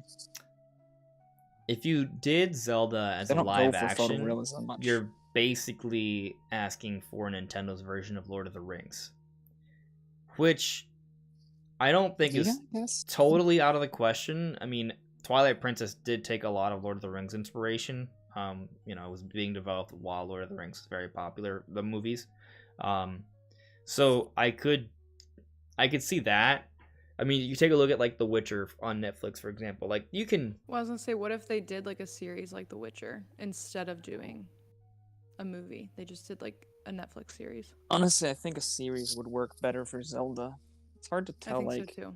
story like that with one, like in an hour and a half. Mm-hmm. I think it would have to be longer than an hour and a half, but would Nintendo do more than an hour and a half movie? You know, so yeah, I And think. also, like, yeah. which Link would they be focusing on? Like, are we talking Breath of the Wild, Twilight Princess? You know what I mean? Probably have to be Breath of the a Wild. completely new one. Maybe. It would have I'm to. not It would gonna be an just expect amalgamation. Timeline. It would be an amalgamation of like Breath of the Yeah. Wild and like Twilight Prince. Like you know, like I don't think they're just gonna retell the story of a specific game. They could just do Wind Waker, and it'll just be like another One Piece, and it'll be perfect. yeah. Amazing. I think it would be based off Breath of the Wild just because that's what's the most popular. It wouldn't be like literally Breath of the Wild. It would be kind of like taking ideas from different Zeldas, but I think maybe like for example they might do it without Link having his hat, for example. I think if they did a movie, I think it would be sick if they did it like Studio Ghibli did it. That would be amazing. if it was like an animated movie, or like Yeah. an anime movie, I should say. Yeah, but literally if Studio Ghibli did the animation, it would be gorgeous, I think. Oh yeah. Are they good at making action though? Princess Mononoke had like Pretty good. Yeah. action scenes. I gotta like, go a lot back of and action watch scenes. Mostly them. just know the art. I haven't seen any of the It's- movies. I need they're always to. really They look beautiful. beautiful. And they Yeah, have really Howl's good Moving flow to them. Castle's good. It's like my favorite. Yeah, I mean, even if like say they weren't like really good at like a lot of action, you could always like still bring in some people who are good at action and they could work together, right? Like just because a studio isn't Yeah. necessarily have a good history of doing that, that doesn't mean they can't like bring in some extra talent that could do it. That doesn't mean they couldn't just like get a little bit, expand their horizons a little bit. So yeah, I mean, They would be able to do it though, but yeah. I agree. Actually, I think that would work really well, and that would actually probably appeal to the Breath of the Wild fan base because Breath of the Wild is clearly inspired off of that. So yeah, Yeah. I'd be down for that. So going back to Javier's question, should it be made in live? I don't. I think the point is there's a few different ways they go about doing it. There's challenges in different ways. I like the idea of it being anime though. I think that would be really cool. Now, maybe one thing you could argue though is if they go for an anime style, it may not appeal to the mainstream as much, and that from a marketing perspective, that might be the biggest challenge. I mean, the fact that it's a Zelda movie might be enough to kind of push it into mainstream, but anime is like not super mainstream. Let's like the Mario thing is clearly like kind of hitting like the Pixar kind of like Disney kind of like appeal, right? So that's why that's one of the reasons why going with that style works really well. Doing like a very high effects like sort of like fantasy medieval adventure in live action, I think there's obviously we've seen a lot of movies do that, like you have the Harry Potter, the Lord of the Rings, and there's other ones that have completely failed and sucked, but you have movies like that, so there's clear like that would also could also go mainstream. I mean, I would be excited for it regardless of what direction they go, because I mean, to Sarah's point, I actually might even prefer it to be anime because I think there's a lot they could do with that. But I'm just kind of thinking about like what would Nintendo do from like a business perspective. But it's not always just Casting business. for live action would be tricky too. Also, Link would have to talk. If it was live action, it would just be if it was weird. live action. Yeah, Maybe. it would just be weird. He would be stoic, right? He wouldn't talk a lot, but he would have to talk. If it was like live action. If Yeah. it's anime, Kind of like The Witcher. I feel like The Witcher doesn't talk like a ton. Like he does a little bit, but yeah, I could see. But if it's an anime though, I could see like Link not really talking. Man, I still feel like he would talk like right at the end though. But he could only have talking like occasionally, like during like fight scenes or something. but he could have a companion that's the real talker, and then they have a lot of like character interactions. Yeah, I could see that. So Bring I guess back Navi. There you go. or Midna, or just an entirely new Oh yeah, character. Ben, that would be cool. Yeah. It's not Fee. What? Do you say Fee? I say Fi. Fee, Fi, who? Fee, Fi, Fo, Fum, Yeah, they could just introduce Fum, and there we go. Fum is just like, oh, Tingle. I would hate that if Tingle was his companion character. Dude, Tingle Well- would be funny though. He'll be funny, but Tingle not as a would be companion hilarious. character. Yeah. Tingle and Wind Actually, Waker. Like that Tingle. So that's horrifying. All right, you know what I could see? This is me going way off like the tracks here, but I could see Tingle being the companion character if they went in a live action direction, and like Link was like more of like an adult, kind of like the maybe kind of like Tingle could Do we be Danny wanna see DeVito. live action? Oh Yeah. god, yeah. like Oh. Link is kind of like Geralt from Witcher. Like he's like clearly like, you know, kind of like very strong, powerful kind of dude that is very alpha, and then you have like this side kind of like stout, funny dude that's like, "Hey, Link." Danny DeVito. Yeah, like yeah. And it just has his It's own like Danny DeVito from Batman Returns. Like that Danny DeVito with the suit, but it's green and the hat. There would have to be like a scene of him falling. Oh, Like absolutely, not like straight down a cliff, but like down a mountainside, like rolling, spinning, getting knocked into stuff. Yeah. And then Link will have to save him. Yeah. That'd be kind But of he'll fun. be really stoic about it, yeah. Yeah, exactly. Either that, or maybe kind of like the relationship between Legolas and Gimli in Lord of the Rings. Yeah. Oh yeah, that'd be good. That could That's a work good too. point. And what's cool is that Legolas, I mean, is really good with his bow, and if it's kind of based off Breath of the Wild, who's also really good with his bow, that could work pretty well too. So yeah, anyways, to answer your question, Javier, I don't know. Like there's a few different ways to go about doing it. I think anime would be the easiest way to portray a really good Zelda movie. Live action, I think, is the toughest. But Nintendo might want to do that because it might have the largest amount of appeal. Although something like the Mario movie also could look really good too. That would be an entirely different style though. Like imagine, so remember the Wii U tech demo? Yeah. That looked like Twilight Princess but on steroids. What if it looked like that as a movie? Ooh. I think it would look like, better, obviously much better. Than that, but like kind of like that style. That would be cool. And I want to see that for a game too. Yeah, I know, but we're probably 10 years away from that. So every time there's a new 3D Zelda, it takes Maybe another year or 6. two to be made. No, because say 6 is now the new standard for a direct sequel running on the same engine. Okay. So when they create a new engine that's not a direct sequel, it's going to take them 10 years. I don't believe that, It's gonna be a actually. Final Fantasy 15 situation. Yeah, I don't Kingdom Hearts actually 3. believe that, but I think we're Just gonna go full Square Enix on us. We're like probably 5 to 6 years away. So Probably. yeah. But anyways, let's continue on. Oh, Joyce J, it looks like Sarah, she had a question specifically for you. She said, "Did you play A Link to the Past? Did you like it? I know it's old, but it's still my favorite." I have not in like a while. I don't think I ever beat the game. That's one that I played like with my brother growing up. And like recently, whenever they did the Nintendo Switch Online, I definitely played it like a little bit on there, but I didn't like. I'm playing so many things at like once, so I didn't really like invest any time in it. Because I was busy with like new releases. But yeah, I have played it and it's really good. And I think the art style of that game has like really held up. Yeah, like, compared to other games. I feel like Link to the Past has aged pretty well. I played it on Wii U actually for the Virtual Console. My only real issue with the game is that like I tended to get lost on things that were like really hard to figure out what you were doing. Like there was one part where I just needed to go to a dungeon, and there was like one tiny thing in like one room that I missed, and I was like searching all over the world. There's like no indication of where I needed to go or anything or what I was doing wrong. I just had no idea what I needed to do next. I was just running around for hours, and I just realized there was like one room in one dungeon I missed or something that had something I needed, and I was like, okay. You started playing the first Zelda. Yeah. That one's... I have.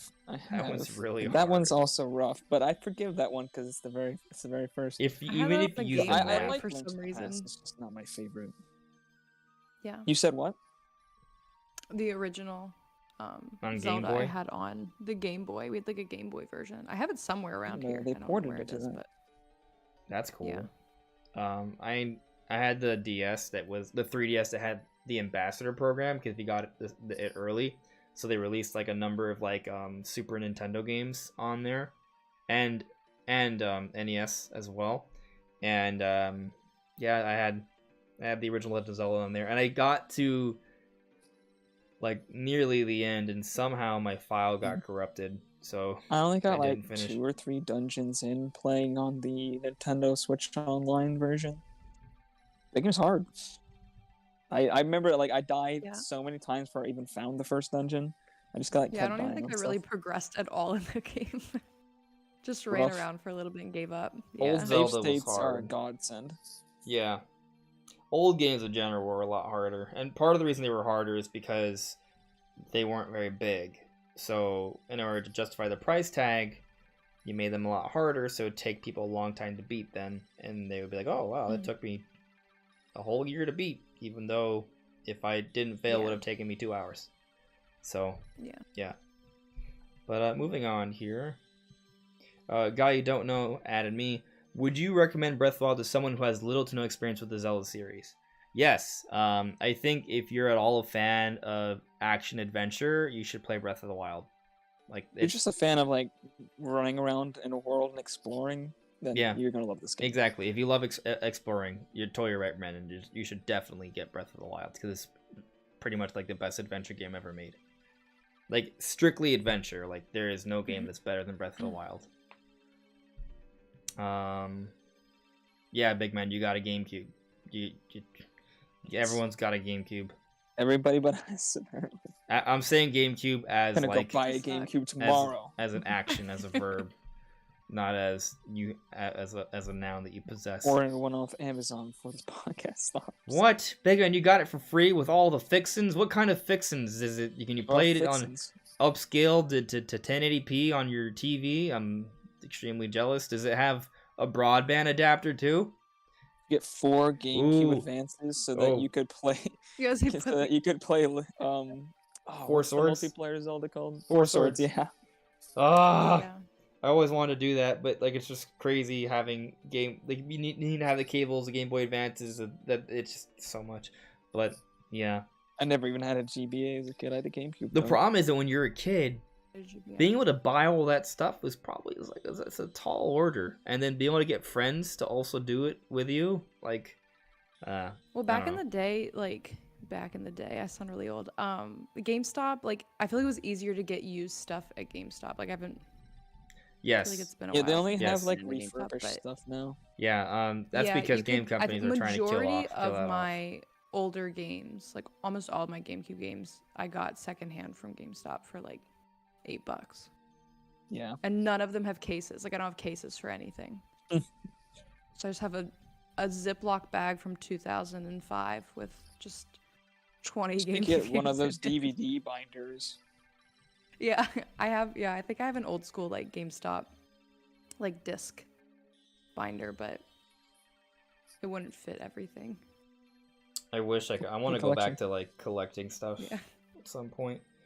I'm just one of those people who's like, I don't like having a bunch of these things around unless they look super nice. So like I'd have to collect it with the box in like pristine condition with a display shelf. Otherwise, I wouldn't want to. Oh, I get sentimental, so I can't throw like anything away. I used to keep like the boxes for all my systems, but I gave up on that. I still have the box for the original Switch somewhere.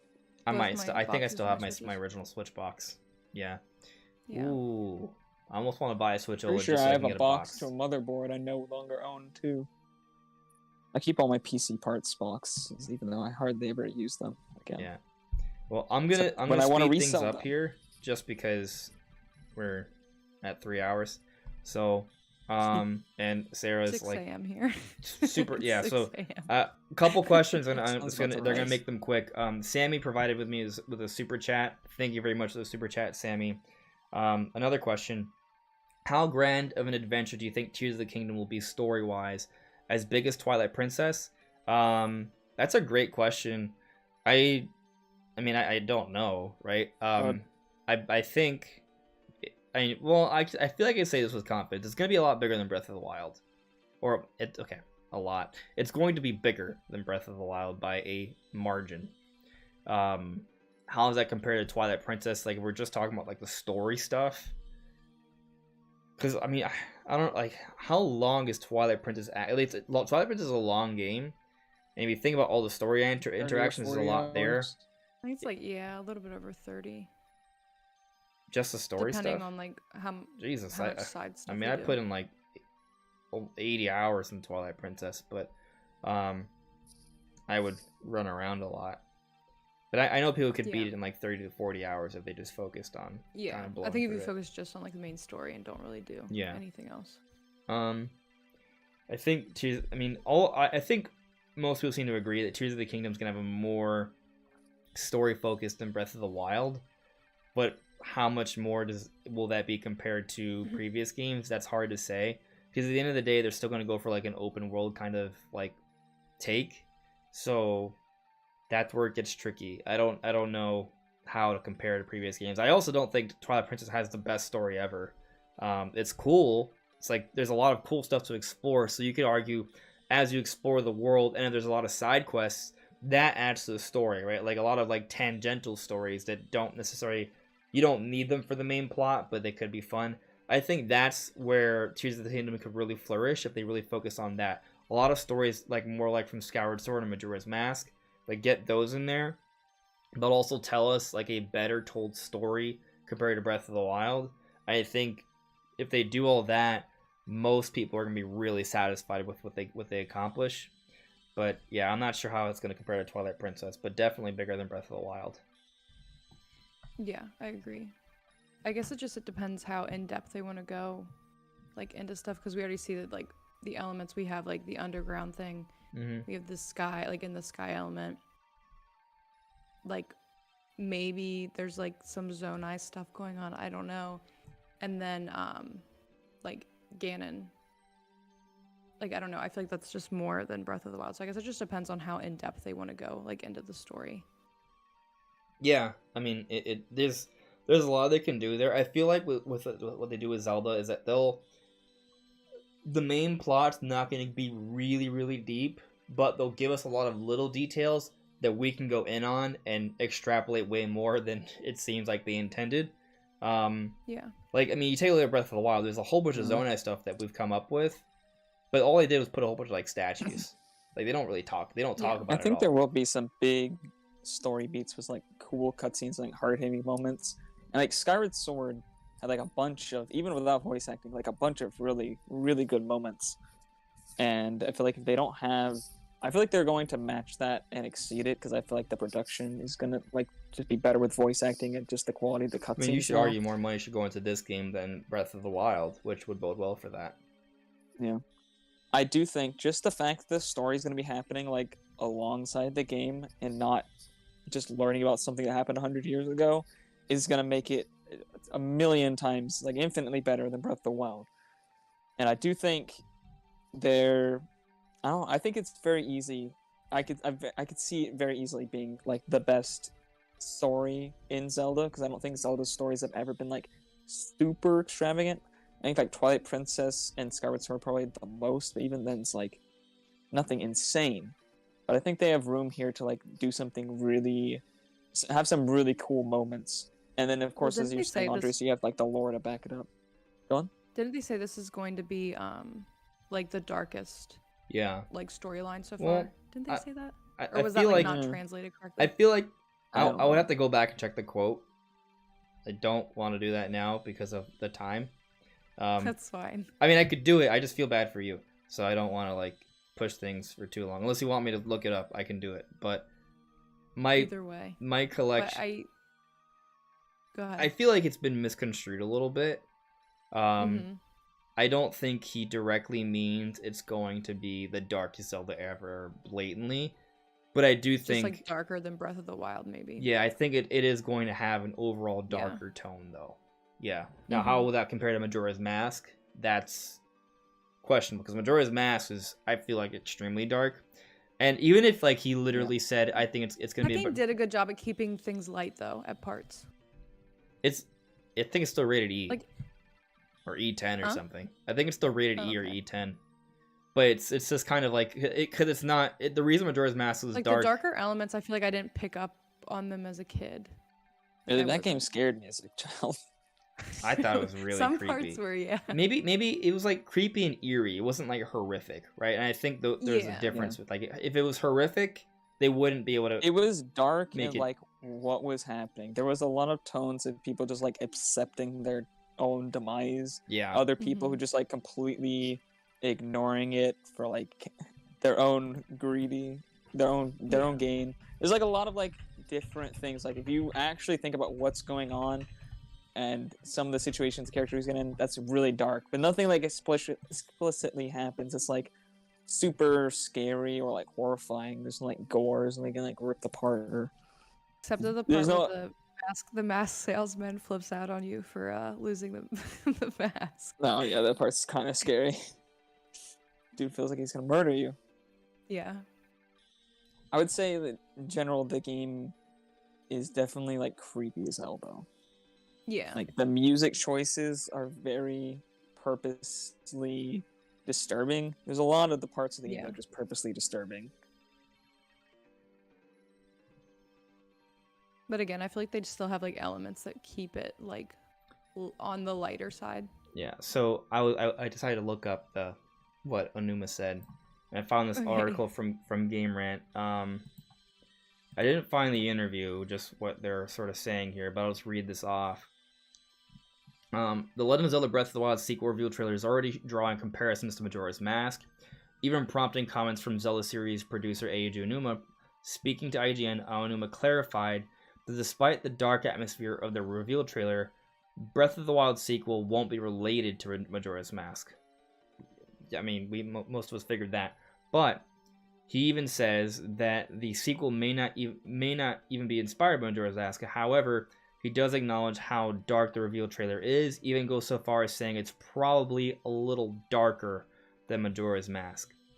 So, what's interesting about that final phrase, he says it's probably a little darker. That's subjective, right? So, like, also Majora's Mask was made a long time ago. So what he thinks or remembers of Majora's Mask in that moment, in passing that question, like he might not have remembered it as dark for what we interpret it to be, you know. So there's some level of subjectivity there. He's specifically talking about this trailer, not necessarily the game itself. Like he specifically calls out the trailer as what he's talking about, not the game. He never says that the game is maybe darker than Majora's Mask. He says the trailer is maybe darker. Yeah. At least based off this article, right? I want to find based off of how they're translating it, I guess. I'll click. There's a source. Hopefully they don't just. I'm trying to find like an actual quote. But I don't expect this game to be like way darker in general. I would like it if the NPCs actually like acknowledge the fact that the world's ending and didn't just go about their lives as normal. I don't see the game being like horror or anything or like super scary. Maybe some plot points might be darker, but overall, like the game itself, general gameplay isn't gonna feel like way darker than Breath of the Wild. I found a quote. So this is on IGN. There was a source here in little quotes. The new Breath of the Wild or the sequel to it. It's not necessarily going to be related to Majora's Mask or inspired by it. What we showed you currently is a little darker. So, to your point from earlier, Brandon, he's saying what we showed you is a little darker, right? So maybe that's just the trailer and not necessarily the whole game. So, hard to say. I mean, even Breath of the Wild, from a certain perspective, is very dark because, I mean, it's a post-apocalyptic Hyrule. Everyone but Link and Zelda died. So, you know, like, I mean, not literally everyone. Some people survived, but some people. Impa. Some people, but a lot of people died. But it doesn't feel that dark because they don't really like showcase that. It's just implied.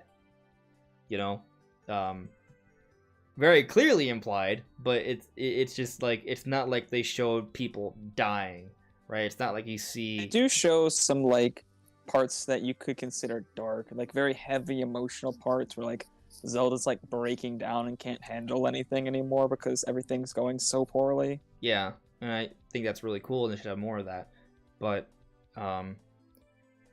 it is, but it's more focused on just her own personal struggle, right? She's not crying because people are dying. She's crying because there's a lot of pressure on her to make everything work. Although, no, there is that one scene where... No, you're right. No, there is a scene where she's like, everyone died because of me. There is that one scene. Yeah. So that is pretty dark. But it's just one scene, and you may not even see the scene because the flashbacks are all optional, and they are hard to find, so you may not even watch it. Yeah. But, yeah, I think the game's gonna be pretty dark. But I don't know how dark, so... I'll say it's darker than Breath of the Wild, just because. But we don't even know that. That was just based off the first trailer. Because, I mean, the second trailer does show... I think the whole... Yeah, I'm going to say yes, just because of the focus of Ganondorf and his history. Like, his interactions are going to be very menacing. And that's going to feel a lot more... That's going to leave a lot more of an impression on us than Calamity Ganon. So, take that for what you will. Guy, I don't know. Your Switch is pretty much a war veteran at this point. It is. Someday it's going to be in a Nintendo museum. Andros' Switch. Been through hell and back. Alrighty. I think we're pretty much... This is it. I mean, you know, I could go on for longer, but I know it's pretty late, so I'll call it a night for now. But guys, please check out Sarah's channel, or her Instagram, her Twitter, and her YouTube are all linked. Yeah. I'm active on Instagram probably the most, but I'm working on YouTube, just trying to find time for it, I guess. Yeah, she's a big Zelda fan, so if you're a big Zelda fan, I know most people here are, so definitely check her out. Yeah, you guys have any final words or anything else you want to say? No! I spoke on so many things. Yeah. I guess I'm just excited for Zelda. Yeah.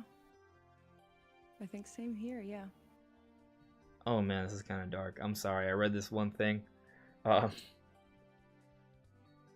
Javier Vasquez said, well, she was adding, he was speaking directly to Joycey, but he said, imagine if we had seen women and children running around the streets during that cutscene. I assumed you were talking about, like, in Castletown, when the Calamity just took over. That reminds me of in the Hobbit movies. They do that whenever Smaug like comes down to the mountain. Yeah, Smaug is a great dragon. I would like to see a dragon like... I mean, the thing is, the dragons don't really have personality per se. They're just kind of like really cool creatures. So, yeah. But we will continue the Zelda discussion next week. I'm actually thinking about doing a live stream midweek as well. Maybe I could start doing 2 live streams a week where it's just like Q&A, so we can just kind of not have any focused topics, just doing that for a while. But that's all for now, everyone. Please make sure to leave a like, subscribe if you haven't done so before. But we'll see you soon. Take care.